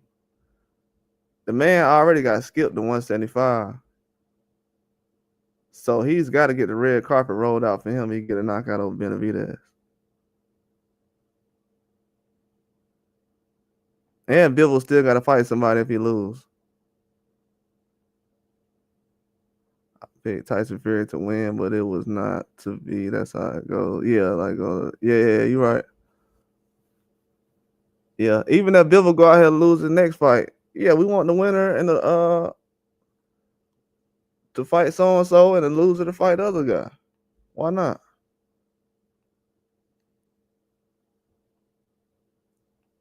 See, I would be okay with Morrell if Bivol go out there and lose the next fight, and let's just say Morrell lose. I would still want Morrell to fight Bivol.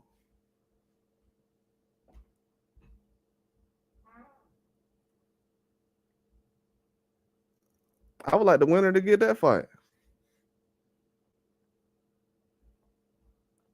It ain't much at 175 right now like that.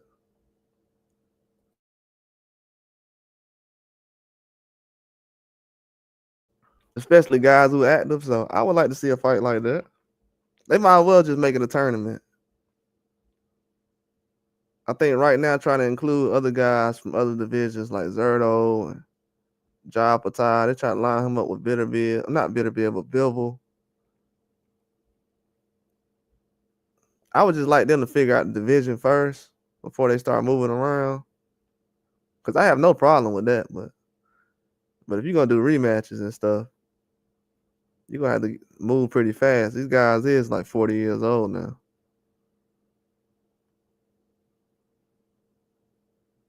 So that's what I'm looking for mostly. But I think Morrell can come to fight, though. He look relaxed. He's not nervous. I feel like Morrell not being nervous could possibly make Benavidez nervous, but I don't think either guy is nervous, to be honest with you. Benavidez, if he got a problem with you, he like to talk during press conference in the week of the fight, so that's pretty normal. Morrell just chilling, laughing, that's pretty normal. So it's gonna be a good fight, man. I honestly don't know who's gonna win. Guaranteed. I can't really guarantee this fight. It's that good of a fight. It just might be Morrell night, but Benavidez can have an off night, but he said the last fight was an off night. And I wouldn't say Morrell's last fight was an off night. It was his first fight at 75. Benavidez 2.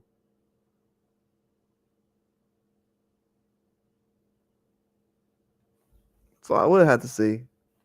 Only thing I didn't like, honestly, going into this fight is these guys ain't fight a lot at 175. That's why when everybody was like, "Oh, they look sloppy their last fight," yeah, because they kind of getting rushed into 175 right now. Getting rushed way into the situation. This is kind of like the way they rushing Benavidez and Morrell into 75. This is how I want them to do other boxers. So y'all notice they act like they can't do this with nobody else. But as soon as it comes to Morrell and Benavidez, they're like, "Oh yeah, we'll rush you guys to 175 and give you a chance at the belt. All you gotta do is fight each other."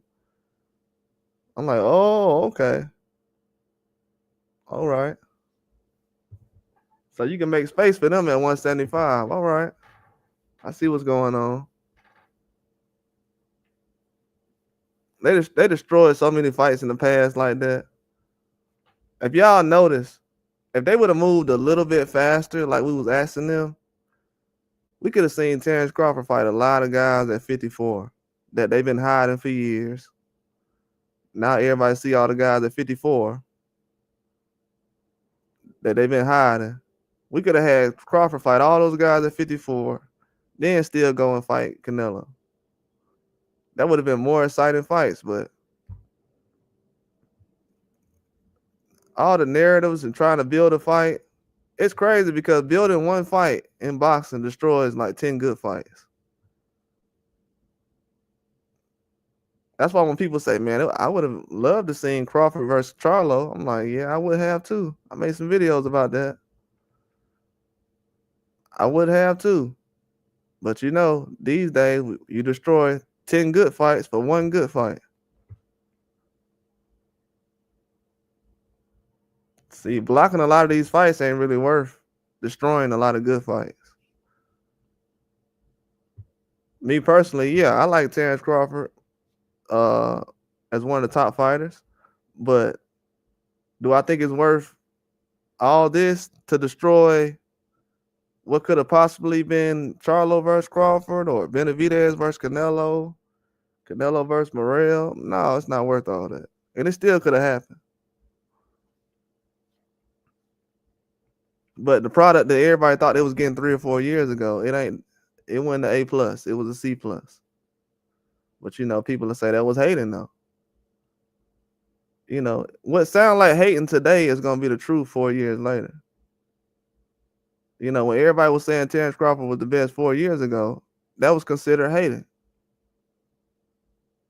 Now they got him trying to fight Canelo now. So it take a while for people to catch up, but it is what it is. Just like Morrell. I haven't seen Morrell do anything that people say he's gonna do this weekend. Don't mean he can't do it, don't mean he won't do it. But I'm just saying it's a long shot. We can all agree on that. I mean, I just had to fight his last fight running. And I don't know. I'm just saying it for people who want to bet this weekend. But I just seen his last fight running, and I think it was after the 9th round. He got cussed out by his trainer, and his nose was bleeding badly. And Hot Rod, I don't think Hot Rod was bleeding in that fight, honestly. So a guy right now picking him to knock out somebody after he basically took more damage in his last fight. Oh, Benavidez took a lot of damage though. I'm not gonna sit up here and cap. Benavidez had like a slight black eye, a whole bunch of other stuff. But he was fighting a guy who threw 700 punches at 175. That's unheard of. Morrell was fighting a guy who threw like 200 punches.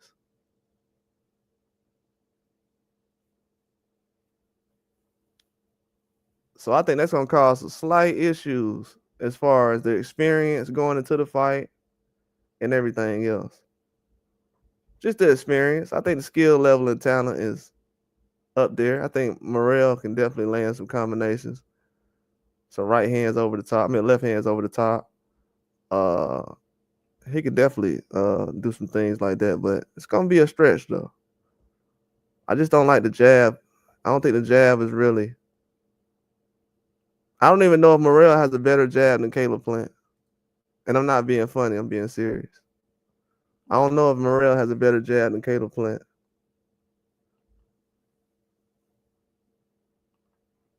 And that's kind of how you can keep guys like Benavidez and Canelo away.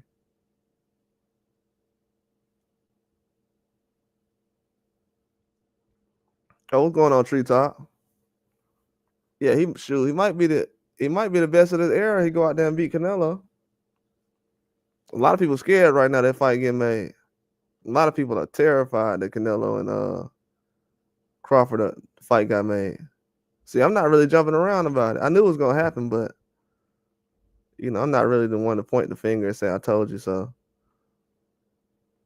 But the fact the fight got made, you see a lot of people quiet now. A lot of people was like, "Oh, he gonna get smashed. He getting destroyed." A lot of people quiet right now. I'm gonna tell you exactly why they quiet. And this is an old thing I used to post. I don't be on StreamYard like that no more.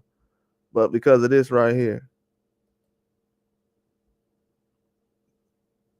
I ain't gonna have it up there long. But yeah, when everybody say Canelo gonna knock out so and so, okay, they scared because of that, and they scared because of this one right here.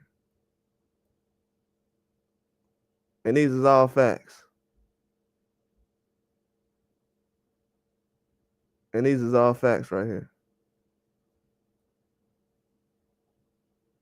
Nah, it's not official yet. That's why I really ain't said nothing about the Treetop. You right. I ain't seen nothing official yet. But this is why they scared though. They starting to really do their research and they like, oh man. Yeah, that's why they afraid though. Just like this weekend, like we was just on here asking questions. If anybody wanted to come on here and say anything, I was letting people come on. Ain't nobody said nothing. I put the link in there. But from what I've been seeing, I just in my as far as what I'm seeing, I just can't see anybody getting in the ring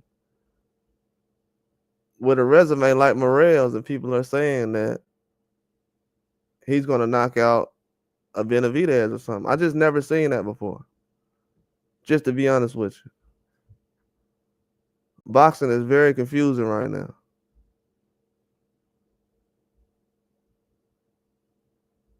If I just add in the last performance Morrell had and the resume, it's questions all over. But he's not really being questioned like Benavidez is right now. I'm hearing Benavidez ain't got no chin. I'm hearing he gonna get outboxed. He getting stopped.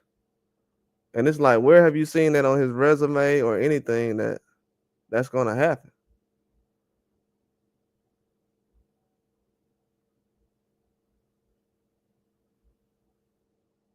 You know what I'm saying? So I'm just kind of confused. That's it. Just kind of confused.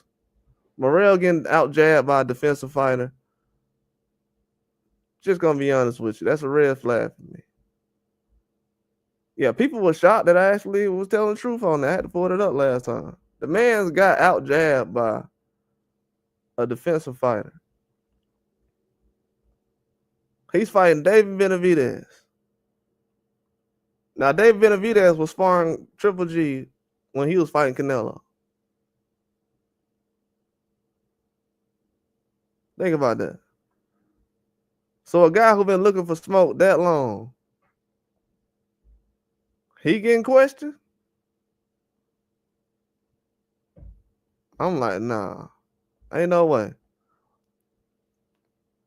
I don't know. I guess this is the moment where Benavidez got to show people who he really is. I thought people knew who he was, but I don't think they know who he is at this point right now. I know the Andre fight kind of put pressure on, thanks to Andre for actually fighting Benavidez, unlike these other people. And Morrell. Morrell and Andre, they don't get the credit they deserve, but they actually stepping up to the plate and fighting these guys. These is people that a lot of people said they was ducking. They said Morrell was ducking. They said, I've had people come to me and say Morrell was ducking. I've had people say that Andre was ducking over the years. But when your name is on David Benavidez's resume and they try to link you with ducking, doesn't make sense. Or if you're on Morrell's resume and they say you're ducking, just doesn't make sense. So the fact that people still was thinking that Benavidez was ducking 2 months ago, he gonna make you a believer. That's really all it is too. He gonna make him a believer. But after this weekend, bro, no way. I'm not holding back on that no more. The man has gotten disrespected way too much. I seen last year when they put Benavidez over him. I'm like, okay, man. Y'all done stuck another person over Benavidez on pound for pound. I'm like, they stuck Bam over him. They just stuck Tiafimo over him. They done stuck Ryan over him. This man you done had Ryan Garcia, Tiafimo, Bam Rodriguez, all these guys get named before Benavidez. Nakatani. And Benavidez is the only one out of all those guys who's fighting everybody you asked him to fight. Tried to fight Munguia fought Canelo. He fights Andre, then turns around, fights Morrell after he's saying he was gonna fight him last year. People didn't believe him. Then he went to 175 when they said he was too big and need to go to 75. So he's doing everything the fans ask of him. But is it in boxing now to where the guys who do everything the fans ask, why are they getting trashed so much in the sport? Until we really figure that out, everybody can quit acting like they ain't biased around here. I think people acting like they're not biased in boxing. I think the joke might be on me for being unbiased as much as I be as a lot of times.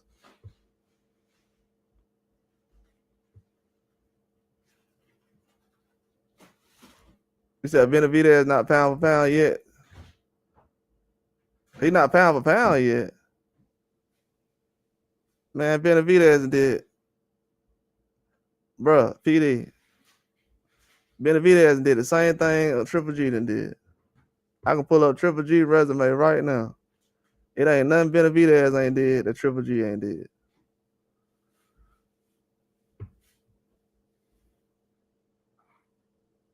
Lomachenko, same thing.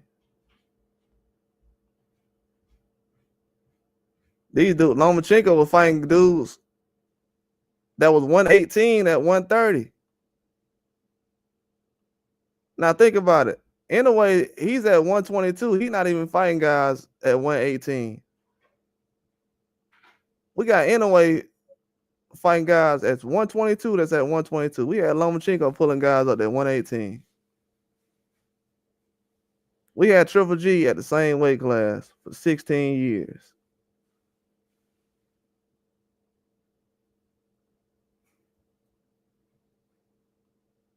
Look at this. How Benavidez ain't pound for pound? That's my only thing. That's why I said pound for pound ain't nothing no more. People don't look at pound for pound no more to find who the best boxers on there.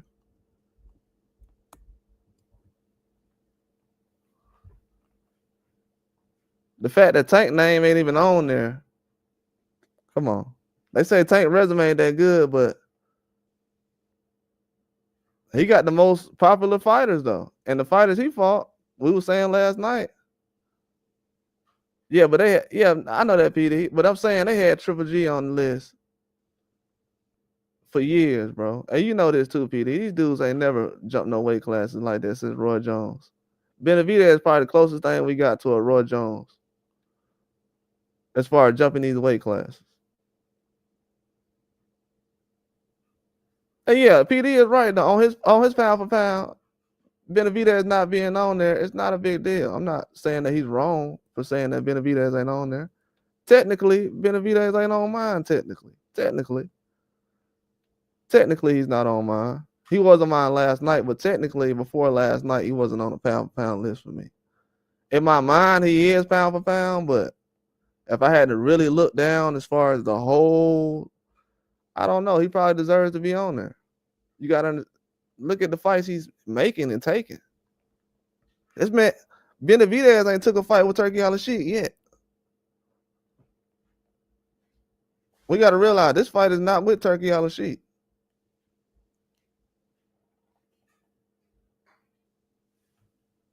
You know what I'm saying? The man want to fight so bad, he had Turkey Al-Sheikh. Just give me $5 million, the minimum of whatever you're doing, and then I'll just go ahead and keep it pushing. That's a fact, PD. That's a fact. That's a fact. Gotta agree with that. That's a fact. That's a fact. I can see this fight with Benavidez and Morrell going like this. Morrell could possibly go into this fight and have a Bivol situation, and he could turn around and beat Benavidez in a couple of years. I'll go a step further and say this right here. Benavidez is going to have to, let's just say in 4 years, right? I'm gonna say this: Benavidez go out here and beat Morrell. In 4 years, you still got to be in the best shape, as far as your health and your weight and everything. If Morrell is still a guy who's a workout warrior and has good physique and his stamina's high and he's in great shape, and Benavidez stamina is not good and he's not in great shape, he can end up beating him in 4 years. Yeah, but PD right now. Be a champion at the division for several years. Yeah, you're right. You're right about that.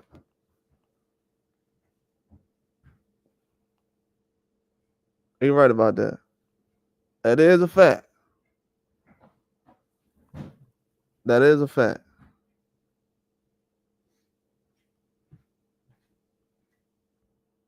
That is a fact. That is true. That should be a criteria. I say 3 ain't bad, but 4 to 5, I can roll 4 to 5.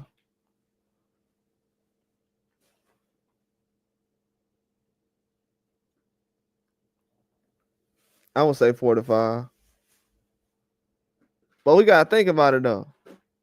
Right now, if Morrell, yeah, it's kind of hard to say because both of these guys ain't really on pound for pound. So it's kind of hard to say why this fight would even put them on pound for pound. So even if I was to say that would be just my opinion. I can't really make a case why they deserve to be on there for winning this fight.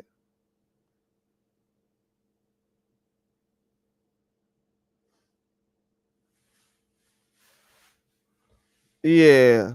Yeah, you're right. You're right. That's why I ain't want to do that. I'm like, it's too many guys at that weight class. One weight class, 3 guys. I didn't want to put 2 on there.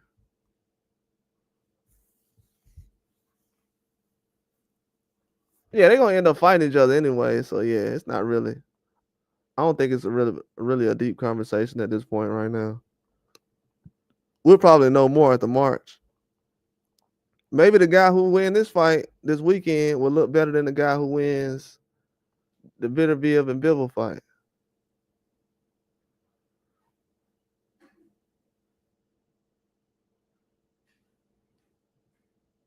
To be honest with you, I think that possibly could happen. But 3 guys from pound, that's why I don't be liking pound for pound sometimes. I'm like, but you can make a case sometimes for 3 guys being in the same weight class. Like if Tank resume and Shakur and Keyshawn had a resume that was like pretty stacked, like Loma was on a couple of their resumes and a couple of other guys like Tiafimo, Ryan. That would be a situation where one weight class, but they're not getting down like that though. Yeah. That's facts though. That's facts though. Because this really what I stand by though. Like you said, multiple defenses, 4 to 5. That's really how I look at it. But sometimes make exceptions based on what it is. You can't make exceptions. Because Triple G did turn around and fight Danny Jacobs around that time. He could have been like, "Nah, I'm good." I ain't think nobody was gonna fight Danny Jacobs at that time.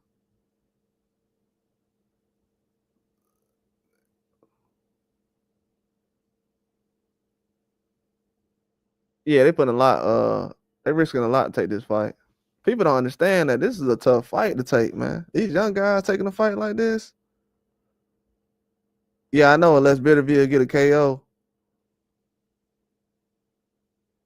that's what I'm saying. I'm not really even thinking about Benavidez and Bivol fighting anybody else besides themselves because I can see this fight being close. This next fight coming up,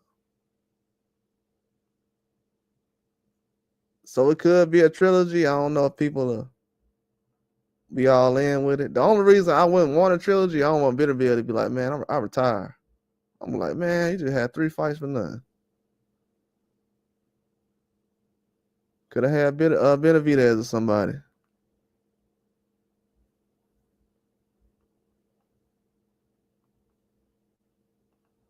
But I can't wait though. I mean, this weekend is gonna be a good fight card. PBC ain't been letting nobody down as far as the fights they've been putting on. Even that Tim Tszyu fight card was good. I think this fight card gonna be amazing this weekend.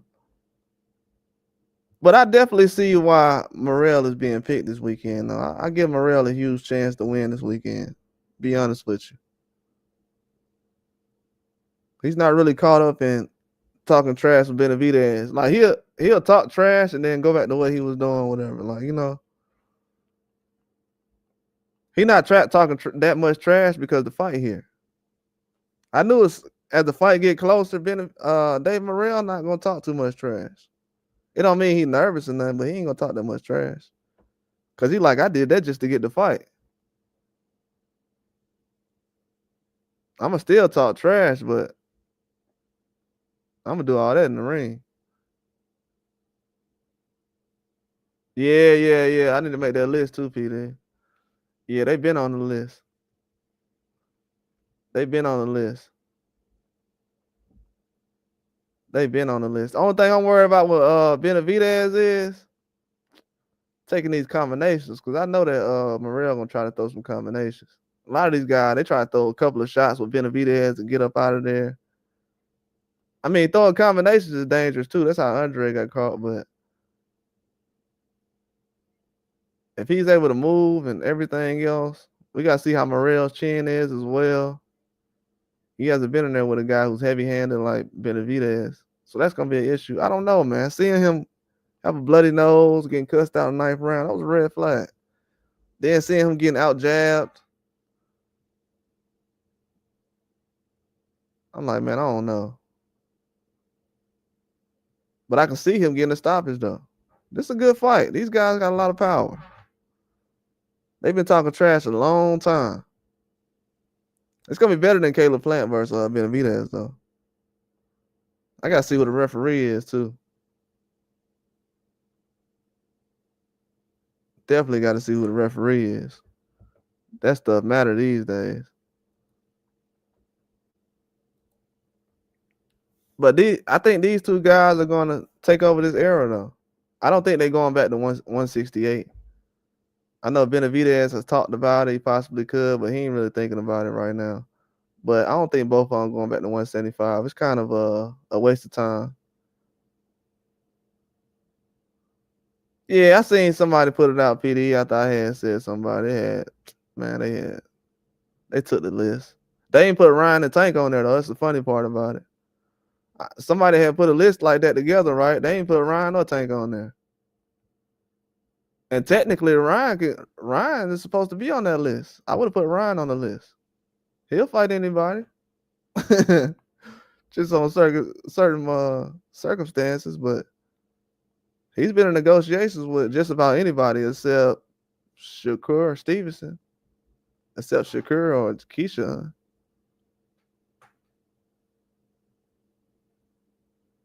Yeah, I'm gonna put it together. I'm gonna try to use one. Yeah, I'm gonna try to put it together. Yeah, Usyk definitely on there, but shoot, I'm putting this will be a surprise right here. I'm putting Sabrina Matias on there. I'm putting Pitbull on there. Technically, this is not hating either. I mean, this is not being funny either. I technically can put Munguia on there. McGee tried to fight Benavidez, but that didn't go. Tried to fight Berlanga, that didn't go. But yeah, he wasn't finna pick Benavidez over Canelo. That ain't gonna happen. So he technically can go on the list. Spence, he's on the list. Bitterbill. I'll say Bibble before I say Bitterbill. I ain't gonna care. I'll say Bibble first. Bibble talking about going to 168 to fight Canelo, so he got to go on there. I thought that was insane. Zerto, I think Zerto on that list.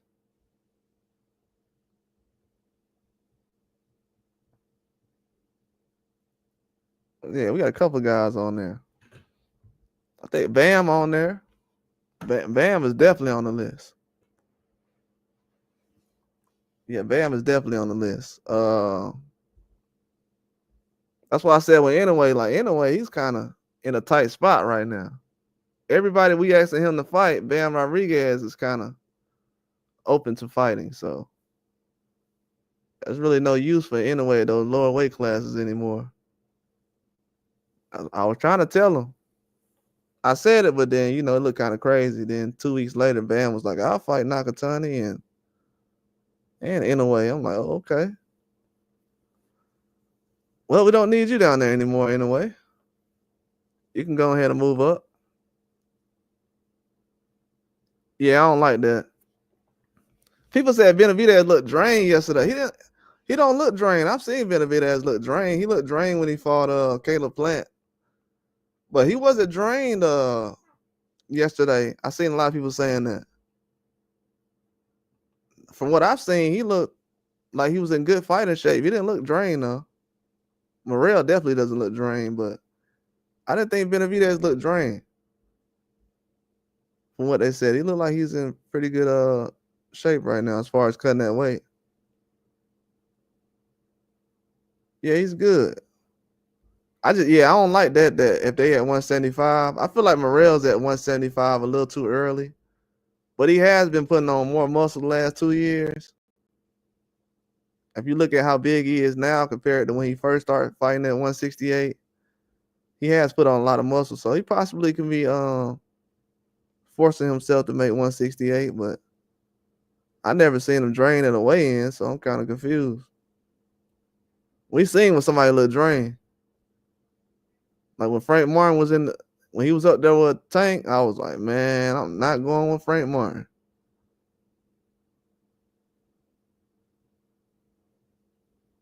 He said a elite fighter, a big guy showing up. Yeah, Zerto, the more weight he put on, the better he looked. I did a video about that last year around this time.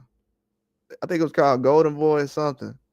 But I was like, hey, if all these guys at Golden Boy go up in weight, they'll dominate. Then Virgil Ortiz went up, Ryan went up. Who else went up? Zerto went up. Oscar Duarte had went up from 35 to 40. JoJo went up. So I was like, man, all these guys moving up right now. Yeah, but Zerto, he was too big for 175. He looked big at cruiserweight. But if you can cut weight like that, I'll do it. Go ahead and do it if you can do it. Because you never know how much somebody else is cutting. Trust me.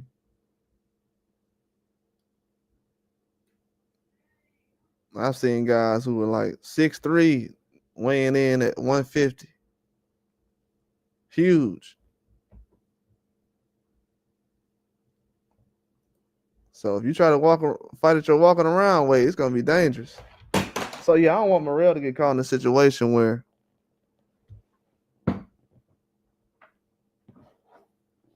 because from what I'm hearing about Bitterbill, bro, I was listening to Hot Rod talk about Bitterbill 2 days ago on YSM Media.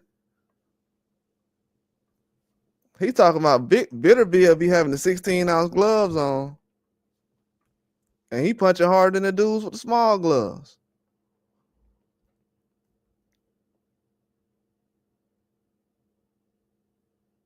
So Hot Rod is like the power of Bitterbill and Morrell is like way different. I'm like, whoa.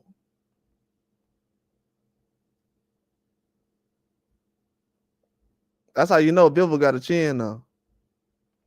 I'm be honest with you. That's how you know Bivol got a chin. It's a lot of shots Bivol was taking that last fight. Yeah, Bivol one of those guys, man. To be honest with you. The fact that Bivol was taking those shots, people don't understand. Bitterbill will knock anybody out. He can knock some cruiserweights out. He has a lot of power. Yeah, the fact that Bivol was able to take those shots, man, I don't think people understand. That man got a chin out of this world. Now, if Morrell got anything like that, as far as a chin, I don't know if Morrell's a better boxer than Bivol. I've never asked anybody that. Do anybody think that Bivol is a better boxer than Morrell?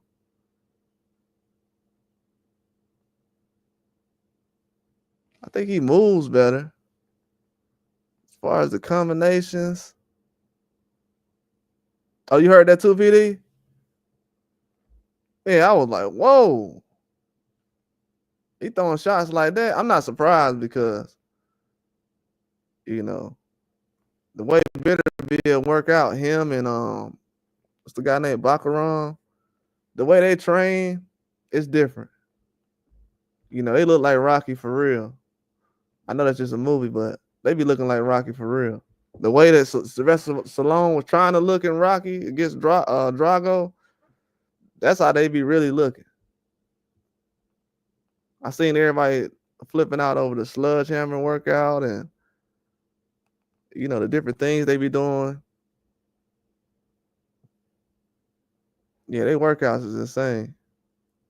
Them dudes be really working out. Over here, dudes just hitting the mitts and going through the motions, but over there they really training. They got their boxing ring in the weight room. Like, you know what time it is.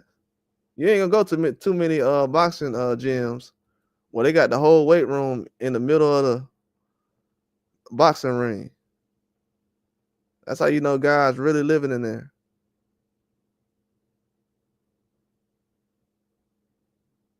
Yeah, he got too many 12 rounders. Yeah, he does. Yeah, his stamina wasn't that bad. He was slowing down, but I don't think it was from the shots. I think his stamina was just a little off a little bit.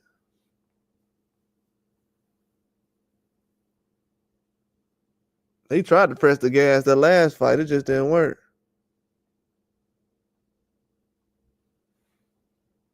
He said that too. He was like, my stamina wasn't. He said Rocky's a great movie. Yeah, it's the classics. Everybody know that. Classic movies. I don't know why. I never seen the fifth one like that. I saw they be showing that one on TV a whole bunch.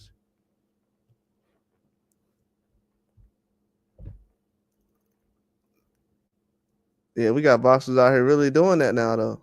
You know, it's a good movie, but it can happen more in boxing. You know, what happened in Rocky, it can't happen in boxing right now. They got too many promoters and, you know, they need to walk people to the door and everything else. And, you know, that was the good thing about Rocky, that guys was actually having a chance to fight for a title or fight a high contender, and you're a lower ranked fighter. But now in boxing, you gotta fight a guy to get to the guy.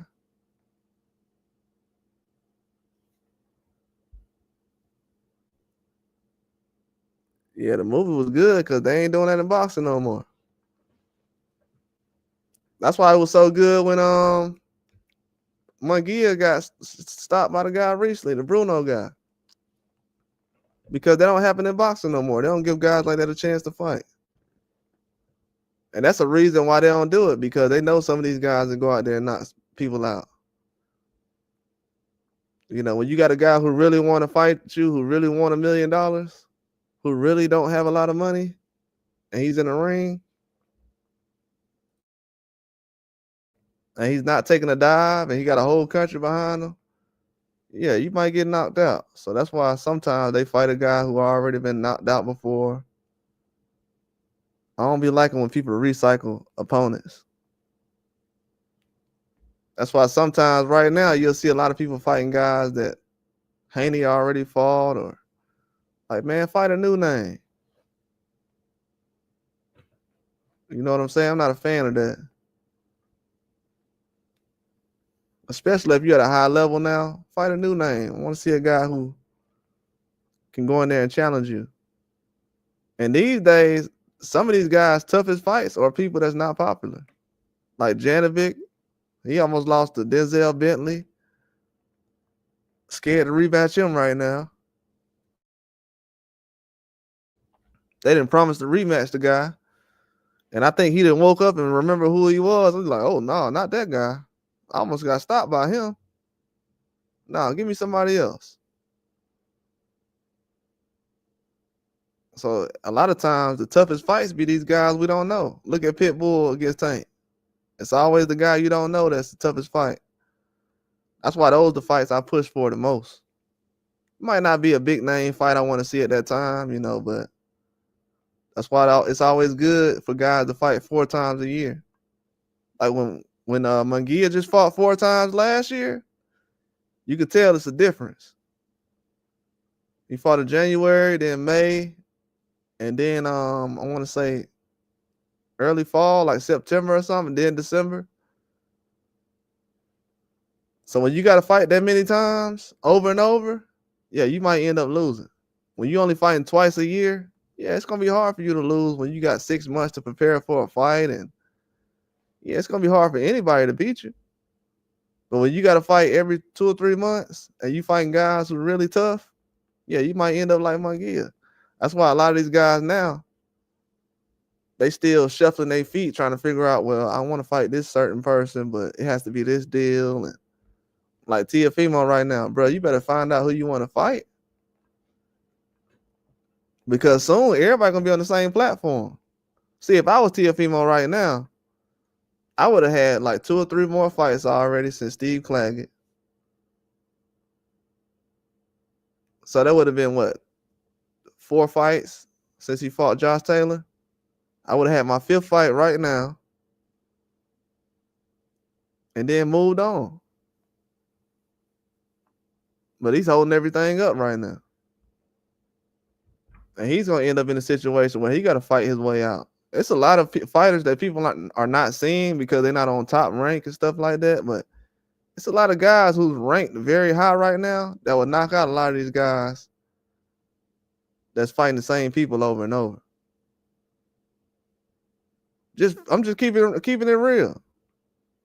It's a reason why Ryan went and picked Rolly, because he knows if I go fight anybody else at 140, a Tito Machado, hey, Machado, he's not the best fighter, but he's dangerous right now.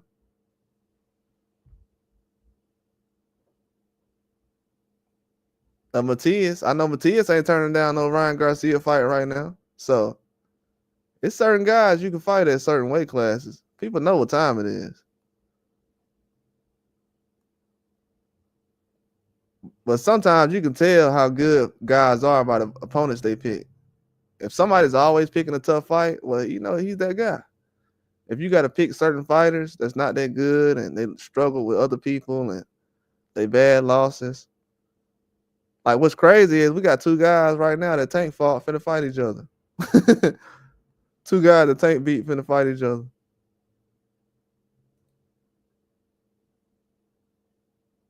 Yeah, Munguia.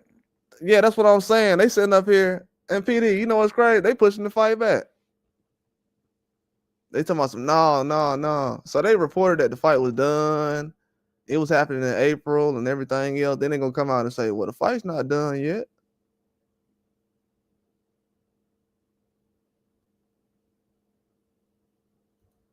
He said, why you gotta get back? Worry about Top Rank. Man, he better let Top Rank go, man. He gonna let them folks ruin his career. See, he should have been paying attention to the same thing Shakur and Terrence Crawford was doing. They just kept quiet, went to work, kept their head down. As soon as their contract was up, boom, I'm out of here. Matter of fact, I don't think Terrence Crawford fought for another belt at top rank while he was over there. Once he got that one belt, he just stayed away from unifying and went over there to PBC.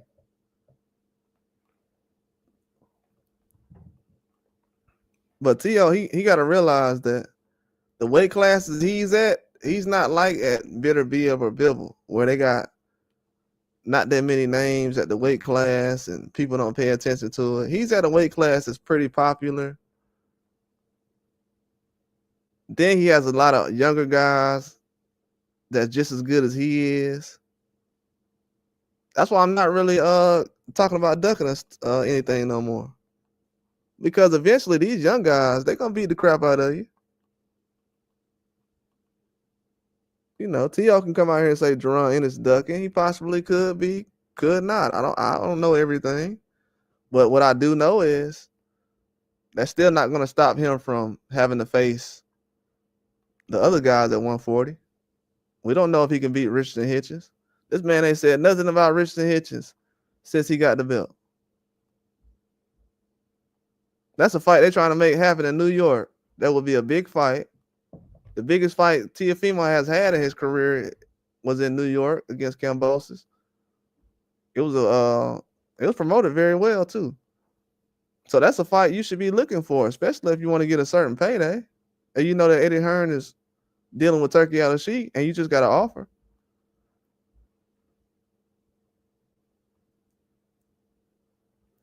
But I don't know. Maybe he don't want to have that contract renewed if you get another belt or something like that. But what I do know is that's a fight he can have happen. But he's not helping himself by waiting. Like, bro, you got to understand, it's younger guys that's not playing around.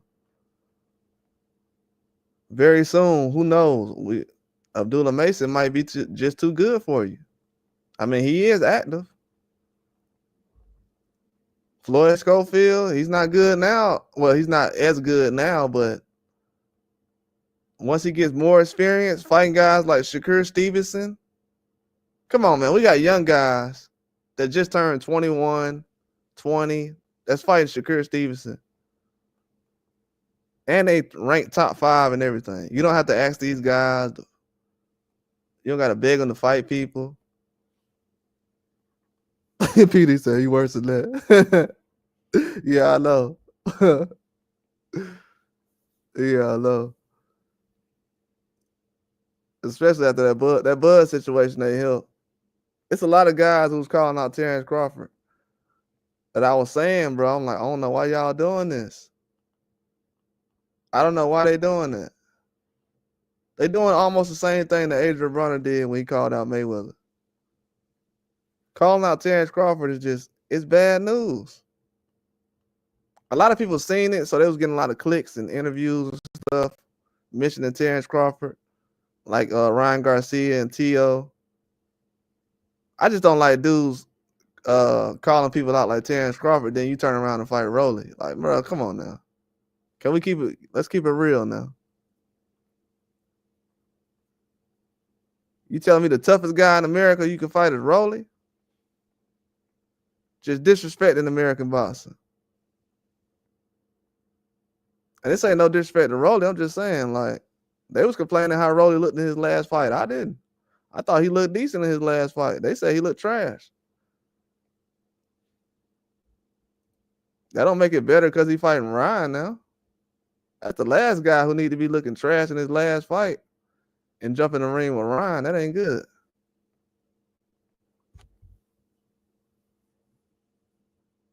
Oh, yeah. He definitely trying to save that bread, which was a good idea. Yeah, he's starting to think a little bit. But I don't know. T.O. just thinking that Bob was going to treat him differently or something like that. That's what I'm saying. A lot of these fighters, I don't really blame. It's their fault at the end of the day because T.O. thought he was going to get treated differently or something like that. Bro, you ain't getting treated differently. Obviously, he ain't talked to Loma. Loma like, this how I go over here. When Bob said, "Hey, Loma, it's time for you to fight Tio," Loma didn't want to. I'm pretty sure Loma wasn't looking to fight Teofimo Lopez.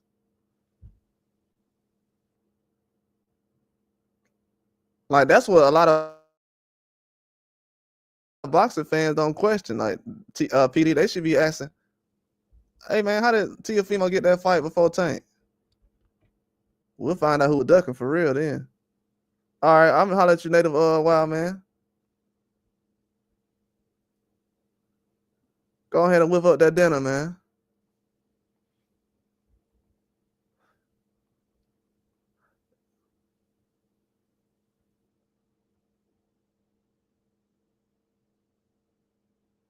Yeah, he can right now. I mean, they let Ryan pick whoever to fight, bro. I'm like, man, they let him pick whoever. I'm talking about if the man is coming off a win, he don't need to be fighting a Rolly. I'm gonna tell you that right now. And Rolly, man, I'm gonna be real with you. Rolly kind of disgusted for even fighting the man. It's supposed to be your friend. So you the last person I thought that was gonna fight him. This is supposed to be your friend and everything. I'm like, Rolly finna fight a dude that's his friend that just got caught with a bad test. I'm like, bro, you deserve everything you get for doing that. You putting your life on the line like that. Now don't be crying if your friend go out there and destroy you and have you in the hospital looking crazy. Yeah, man, everybody tripping about that, bro. That's what I'm saying, bro. That's why I was, hey, PD, you see, I brought it up last year about 154. I was like, because everybody like, yeah, Ennis need to get that Crawford fight. I'm like, man, look, man. I like Ennis, dog, but as soon as Ennis get in the mix, bro, y'all ain't going to be ready for all that. Y'all ain't ready for Ennis to be fighting everybody at 54 and everything. I was telling people that last year. I'm like, y'all ain't ready for that. Let him be at 47. He gonna stay at 147 as long as he can. I had to be the only dude on YouTube that said that, and he came out and did it. Cause that was a smart plan. You ain't gonna never be 147 again. So go ahead and make the fight. But his name being associated with Crawford, that kind of led everybody to thinking, oh, he gonna chase Crawford to 54 like Morrell did Benavidez.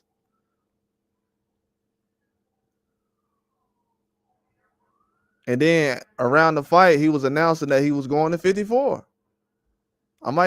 He was thinking about going to 54 after the fight, after the performance with Karen. So he had everybody thinking that. But I kept saying, like, bro, y'all keep associating y'all name with Crawford. It's not gonna be good because if you do beat Terrence Crawford, you're gonna have to do everything he's doing. So the fact right now they asking Terrence Crawford to fight Fandora, Spence. They was asking to fight Tim Tszyu, Bakaram, Charlos. Then they asked him to fight Canelo. I just didn't see Boots Ennis being ready for that position to step up and really take those kind of fights right now. That's why I say it's a thin line between like promoting and speaking the real. And I'm pretty sure he feel like he could beat Terrence Crawford or whatever. I ain't saying he capping as far as that. Everything he said was how he feel. I just feel like the fans kind of ran with it too much as far as trying to find somebody that could compete with Terrence Crawford. It just wasn't a good look. You gotta think about it. I feel the same way I did before Boots Ennis fought Karen the second time. I told everybody he struggled with Karen the first fight. But people were looking at me like, oh, you just hating, man. But after he fought Karen the second time, what everybody else did? They ain't mentioning his name with Terrence Crawford no more. They ain't mentioning him with Virgil Ortiz. So I'm not the one who changed. Everybody else changed. You remember how Jay-Z said that? They talking about you changed. It ain't that I changed. It's the people around me that changed. I ain't changed not one word about saying what I said about Boots Ennis. I said, man, he's just waiting on 47 until he get too big for 47, then he moving up. I mean, that makes sense. Same thing Tank doing at 35. That everybody realize, You know, when they come to Tank at 135, everybody understand that. They like, oh, he at 135, he's too big for this weight class because of da. And it's like, dang, you know the science of that. But if I explain Terrence Crawford why he want to move up or why this person stand at 47, they be like, oh, well, they know what's going on. Yeah, 154 can have you walk around 200 pounds, man. They don't be thinking dudes be blowing up like that. PD, they don't be understanding that. They don't understand guys can blow up like that.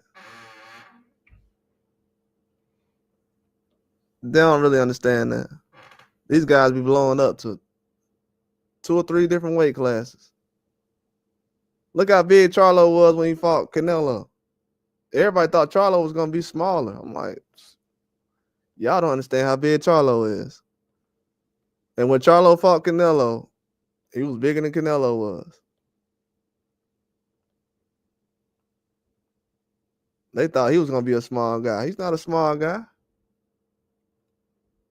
That's why when I had that picture up of Terrence Crawford with Floyd Mayweather and Andre Ward, shoot, Andre Ward right now, he look like he bigger than Benavidez is standing next to him. But if you look at Terrence Crawford, he ain't that much smaller. Shoot, look at Benavidez's brother. He a big guy. I think a lot of people don't look at that, but Benavidez's brother is a big guy. Very big guy.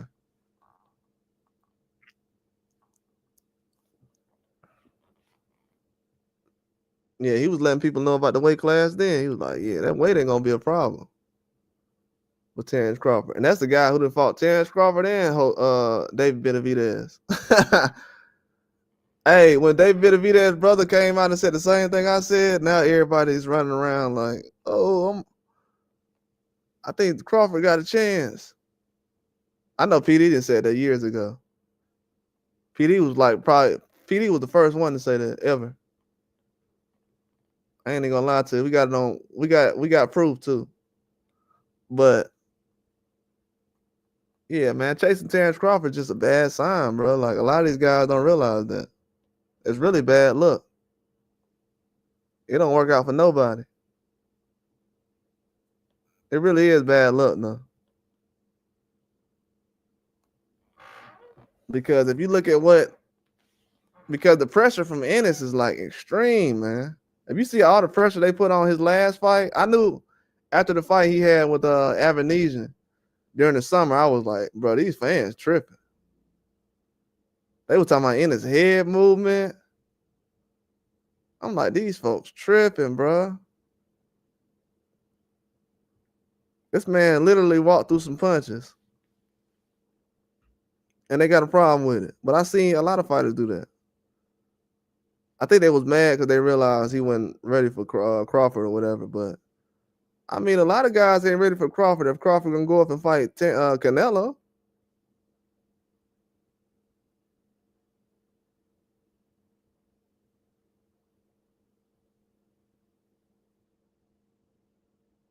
Uh-huh.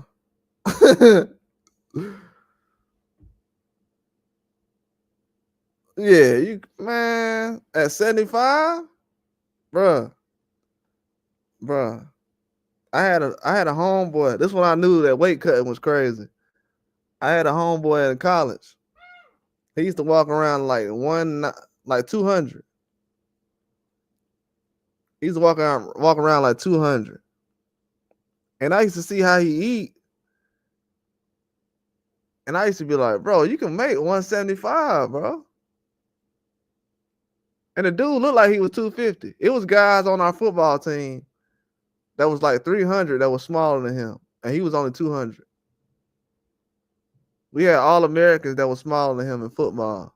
And the dude was from the South, like 200 pounds. One of the biggest guys on campus. I was like, whoa. I was like, you can make 175, but he just didn't want to do it. That's when I realized, bro, they got some giants fighting at 175. Like, people think Usyk is a small guy. Usyk is huge. So just imagine the guys he's fighting at cruiserweight. Those are some big guys. So I don't think people understand how big some of these guys are when you get to like 175, 200. Man, you got guys at 175 fighting from all the way from 210. Zerto was fighting 250. He was like 230. I'm tripping. Not 250. He was like 230 going to 175.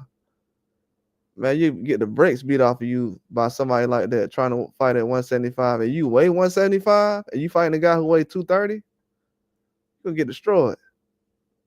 That's why I'm saying with Morrell, I'm like, I don't know if he should be at 75 long term. Because them guys at 175, 200, they starting to get big.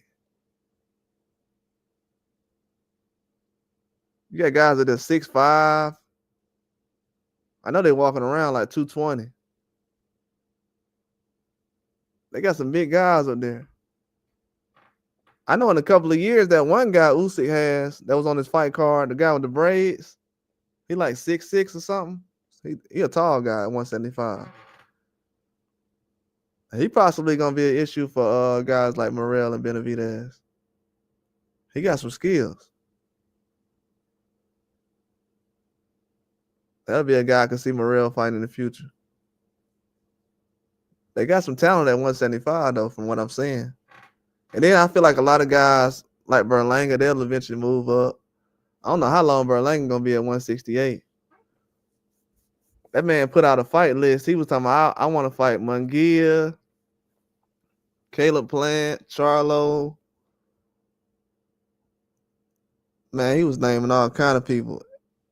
He named Hamza Shiraz at 160. I'm like, this dude trying to fight at 160, bro. He tripping.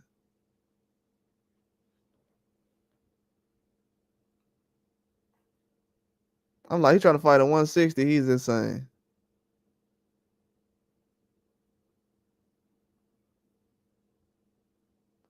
So I don't know if he'll ever fight Morrell. He said he'll never fight Morrell, and right now, it look like Berlanga will never fight Morrell. This man said, I'll fight Hamza Shiraz. He put out 6 fighters and none of them 175. It's a different animal, man. Different kind of fighter. It ain't no hate. It's just a different kind of fighter. I want to see Canelo fight a guy who will say, I'll fight anybody. The only one I've seen is Bivol, but that was a loss. But the rest of these guys, they not beating just anybody. Or fighting just anybody. Yeah, 175 is insane, PD. That's crazy. From 200, they trying to get people destroyed out here. That's why I be seeing some of these heavyweights that be short, like 5'10", 300. I'm like, no way you supposed to be in the ring. Even if you're a good boxer, your reach and everything, you just at a disadvantage all the way.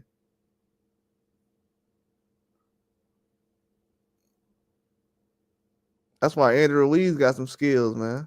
People think Andrew Ruiz is just a fat slob or whatever. But for him to be able to go out and box like that with the reach he has, and they was worried about him being fat. That kind of messed up his fighting style too, though. Worried about his weight so much. That's crazy. 175, man. Yeah, people don't understand. Them dudes at 154 be 200 pounds. I used to see Earl Spence, man, when he came to fights. I'm like, man, Earl Spence, he about just as big as Charlo then. And Charlo's used to be huge.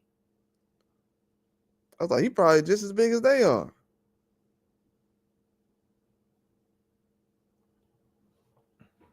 Yeah, that one undercard that Isaac Cruz is gonna be on, the Angel Ferrero fight. Isaac Cruz might mess around and lose this weekend. I ain't saying he's scared, but he said he worried about the guy he fighting. So it sound like he's afraid a little bit. I ain't gonna say a little bit. It sounds like he's afraid. He's worried.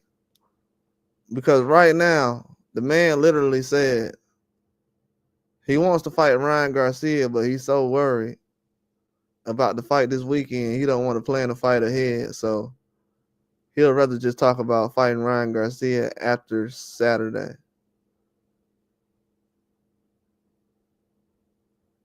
I'm like, bro, you just can't make the fight, and if it don't work, it just don't work.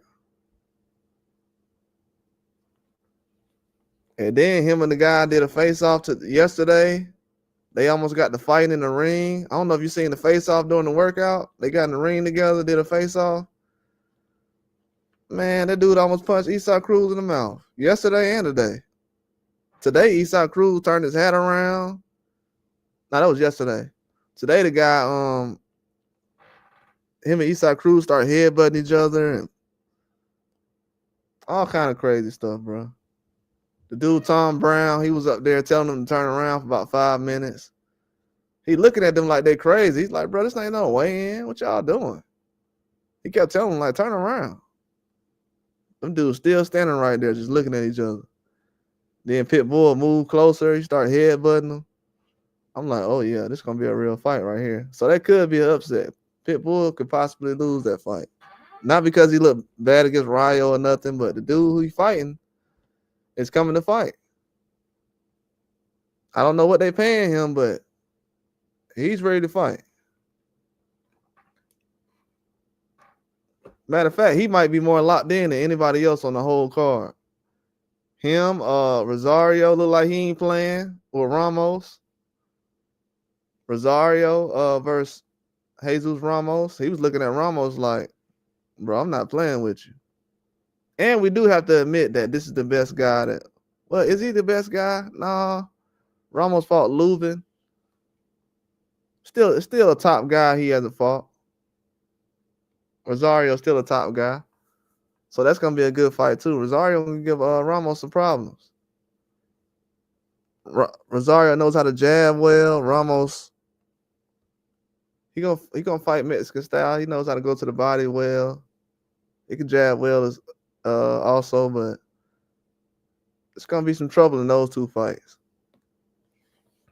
Now the Figueroa and Fulton fight, like I was saying about that earlier, Fulton is. I was going with him to lose, but right now, I don't know. I look back at the Figueroa fight. I didn't like the number of uppercuts he was getting hit with. So I think that's going to be a good fight, though. It's going to be a close one. Figueroa feel like he won the last fight. He feel like he got robbed. He definitely didn't get robbed, though. I don't know why he feels like that.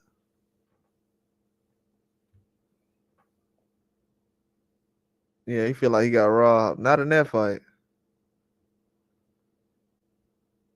Somebody must have promised him a win or something, because when I looked at the victory that Fulton got, I'm like, nah. What's up, Tommy? Yeah, but those are going to be the good fights of the weekend, though. I know I'm going to check out Sergey Lipinets versus Adam Azim. That's going to be a good fight in the UK. Adam Azim, he a problem at 140. I think he's good. I don't know how good he is, but he's good. He shouldn't win this fight by decision.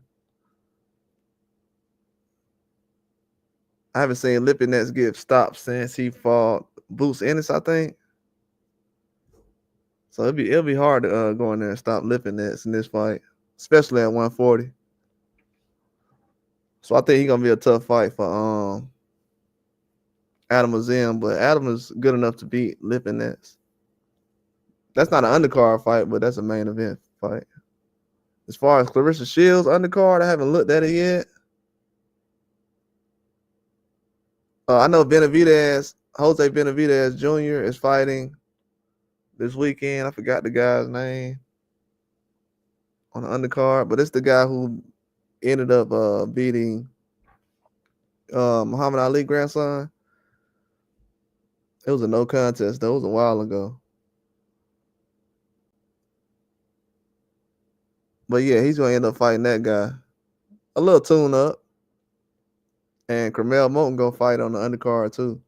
So they got some good fights. All you know, guys you consider stars or notable names on the undercard for PBC. I think all of them are close fights as well, or tough fights. It's gonna be something worth watching. This card should be better than the Canelo card they had in September. Will it be better than the Tank card coming up? I don't know. This card might be better than the Tank card. Let me see. I know they have Rayo fighting, but that's just like Fulton and Figueroa. Let me see.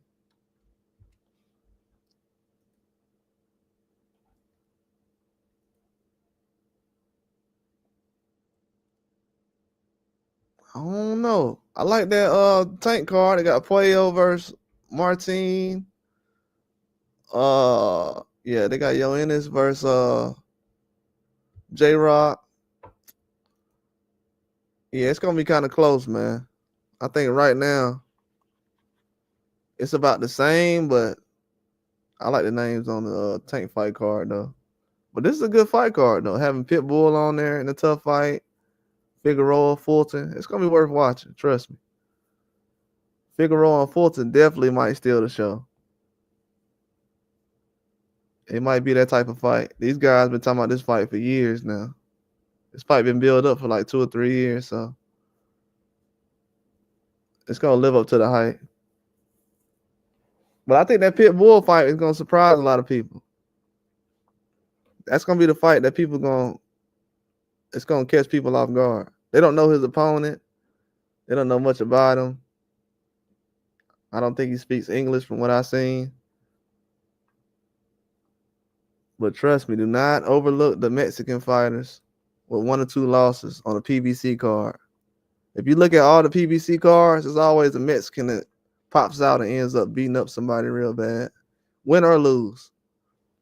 Whether it was Fulton last year when he had the tough Mexican he fought, Villa, he had a tough Mexican. So it's a couple of guys out there that it's tough to deal with. So I think Pitbull is definitely in a situation where, because he's more worried than I realized. This man turned down a whole Ryan Garcia fight and said, nah, man, I want to focus on this fight right now, which is smart, but I mean, if you're good enough, you could just go out there and fight, you know, fight the guy.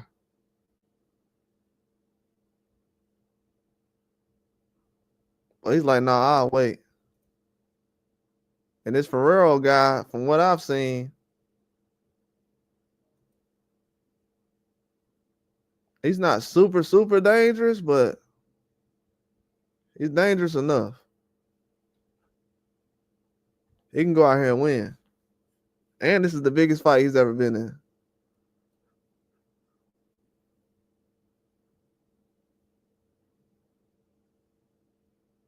He's been in some notable fights too.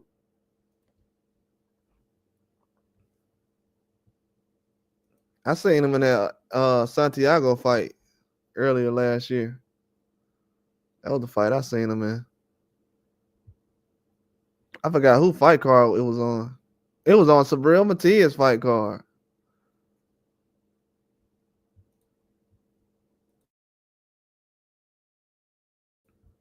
Oh, it was against Sabril Matias fight card. That's who it was on.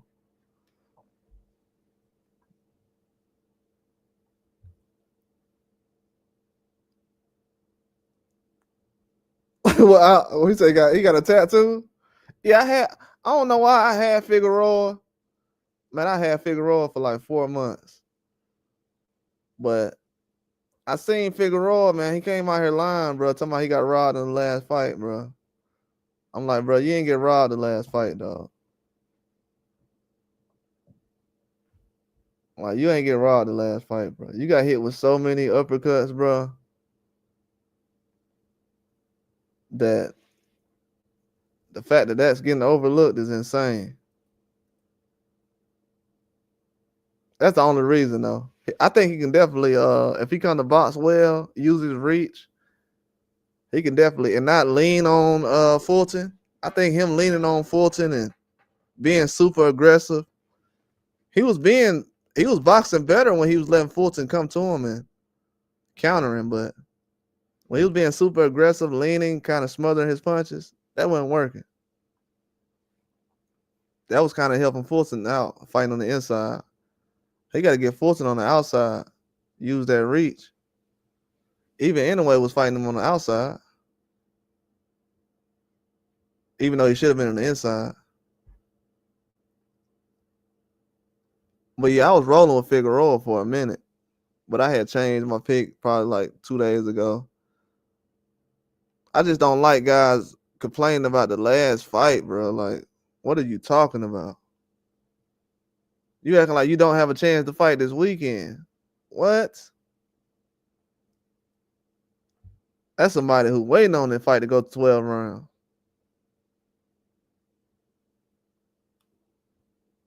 But yeah, at first I'm like, yeah, he possibly did win that fight because it was getting said so long. I went back and watched it over again last night. I'm like, bro, no way, man. No way, dog. If you're going to hang your hat on your last performance, that ain't good. I don't know what tattoo he had got, though. It might be the same one I had seen. Seen like a logo or something. But yeah, I was all in on Figueroa for a minute in that fight.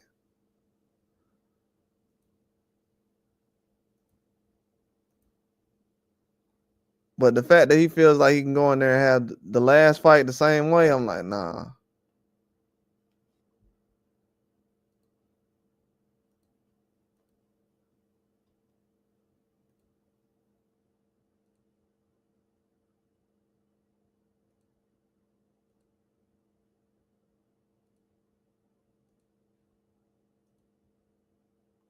But yeah, I think it's gonna be a good fight card though. I think the fight between Fulton and Figueroa is probably the most underrated fight right now for the first 2 months, January, February. Yeah, it's the most overlooked fight right now. I would definitely have to say that. Figueroa name don't get mentioned with anyway as much. I don't know if it's because he don't have a belt, but I was kind of waiting on Figueroa for his name to be mentioned with anyway. When they was talking about him and Shushu, I'm like, that don't make no sense. It makes sense because top rank deals with anyways people, but nah, that don't make any sense though.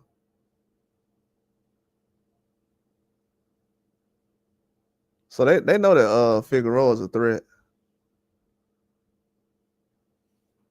But will him actually winning this fight lead to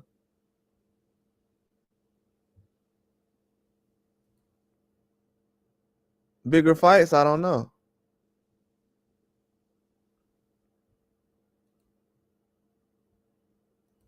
That's kind of what I'm waiting on right now. I haven't heard anybody mentioning what the winner of this fight can actually do.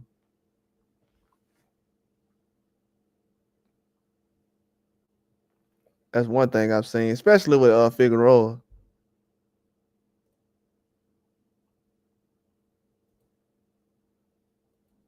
But his reach, he definitely got to do. I just didn't like him in his last fight too. I would say his last fight performance, and I think his last fight was that Matt Delano fight. I didn't like that fight.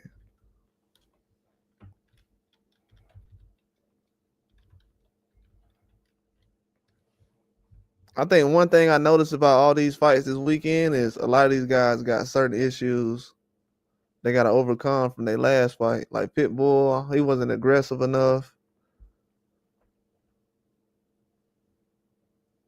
Yeah, he stopped Matt Delano. No, I wasn't tripping. Yeah, he stopped Matt Delano,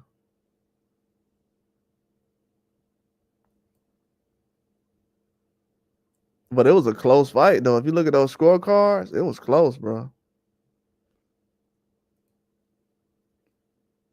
Yeah, if you look at the scorecard, that last fight was close. Let me see. Yeah, the fans who scored the fight, they felt like Matt Delano won the first 4 rounds. The judges, they got 3 rounds, 2 rounds, 3 rounds. The fans feel like he won the first 4 rounds. And for some reason, that's how I remember it. And then they say the next 5 through 8, they say that's what Figueroa won rounds 5 through 8 and got the stoppage. Yeah, that's kind of how I seen it. Yeah, that's kind of how I seen it.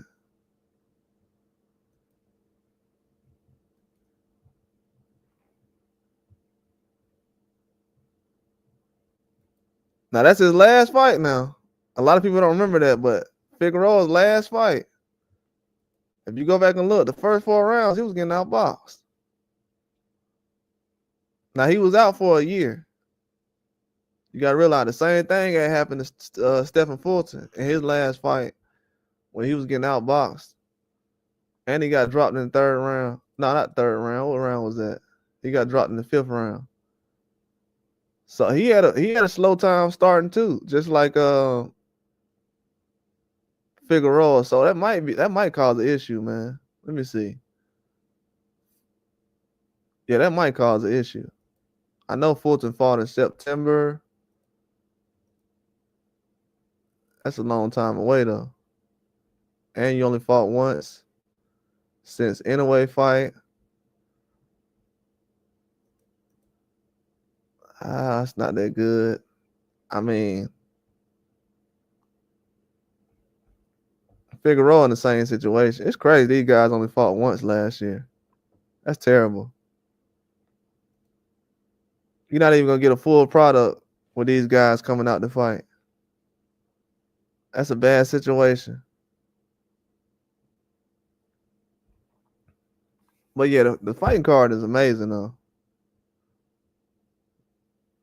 I'm definitely not mad at the fight card. Yeah, they got Daniel Blancas on there. He's gonna be in a good fight. It's got John Easter that's gonna be on the prelims. They got a guy named John Easter, nicknamed Candyman. 7 wins, 7 knockouts, 22. Fight at 168. He fighting Joseph Aguilar. Yeah, that's gonna be a good fight. I've seen Aguilar fight before. He comes to fight.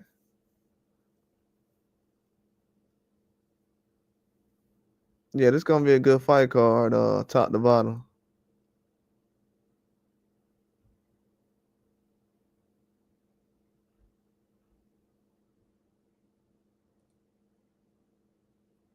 They got Tayez, a female fighter. Hold on, have I seen her before?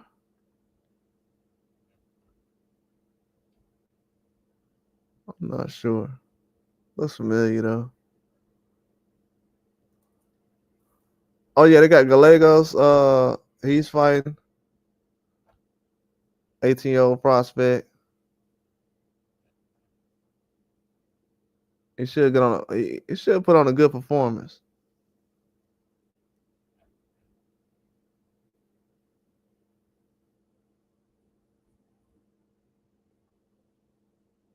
Oh, guy who fought Polanco in Puerto Rico recently. Okay.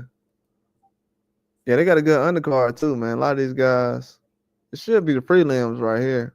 1, 2, 3, 4. Yeah, it should be the prelim fights.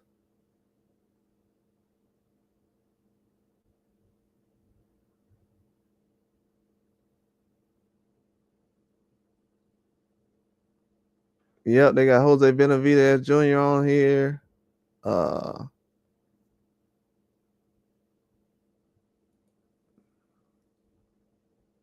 Yaneli Hernandez. Yeah, I've seen him before.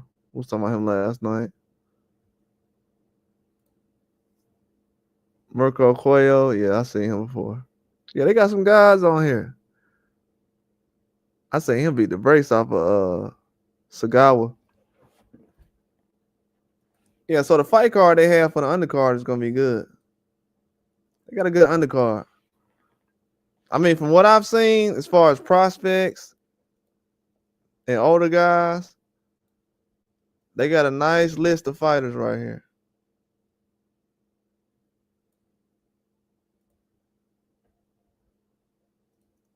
It's a very good list of fighters they have right now for this weekend.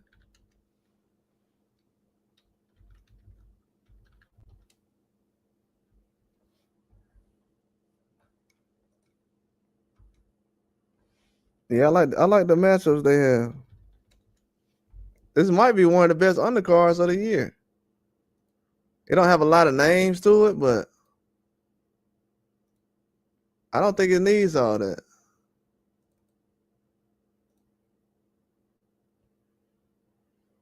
I think from the matchups I'm seeing, these are gonna be some good fights. This is gonna be an entertaining card all the way through.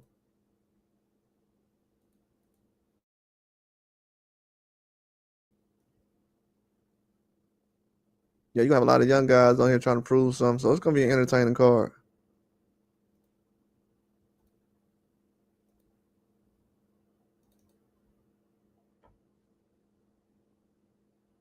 See if I can pull up this picture of this some of the fights. It's turned to the side for some reason. Oh, you can't really even zoom in. That sucks. Yeah, try to pull it up. But yeah, we got some good fights coming on this weekend. This fight card gonna be good. It's gonna live up to the hype. I wouldn't even worry about that. This is actually a fight card you can watch all the way through. From what I'm seeing right now on the fight card, this is a fight card you can watch all the way through. I'm being honest with you. They got Carmel Moulton down there fighting the guy 5-1. Daniel Blancas. Yeah, they got some fights on here. It's not gonna be a lot of familiar names because a lot of these guys still prospects and younger, but I wouldn't sleep on these guys. Then you got Fulton and Figueroa co-main event. That Cruz and Ferrero fight. That's gonna be a good fight. This Gallego fight is gonna be good too. Who's a prospect?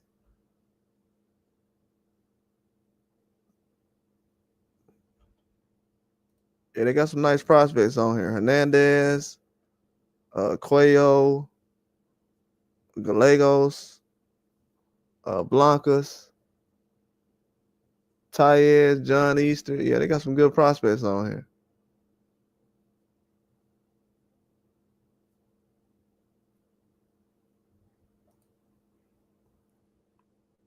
Yeah, they definitely should sleep on this card. But yeah, I was just chopping it up a little bit about the fight coming on this weekend. I just wanted to talk about it a little bit. That was pretty much it. If I have another topic, I'll probably come on later on or something. Just wanted to talk about some boxing topics before the weekend gets here. But I appreciate everybody for coming through. I might be on a little later if I find another topic to talk about. If I do, I'll just post ahead. But I appreciate everybody for coming through though, man. Hitting the like button. I'll holler at you guys later.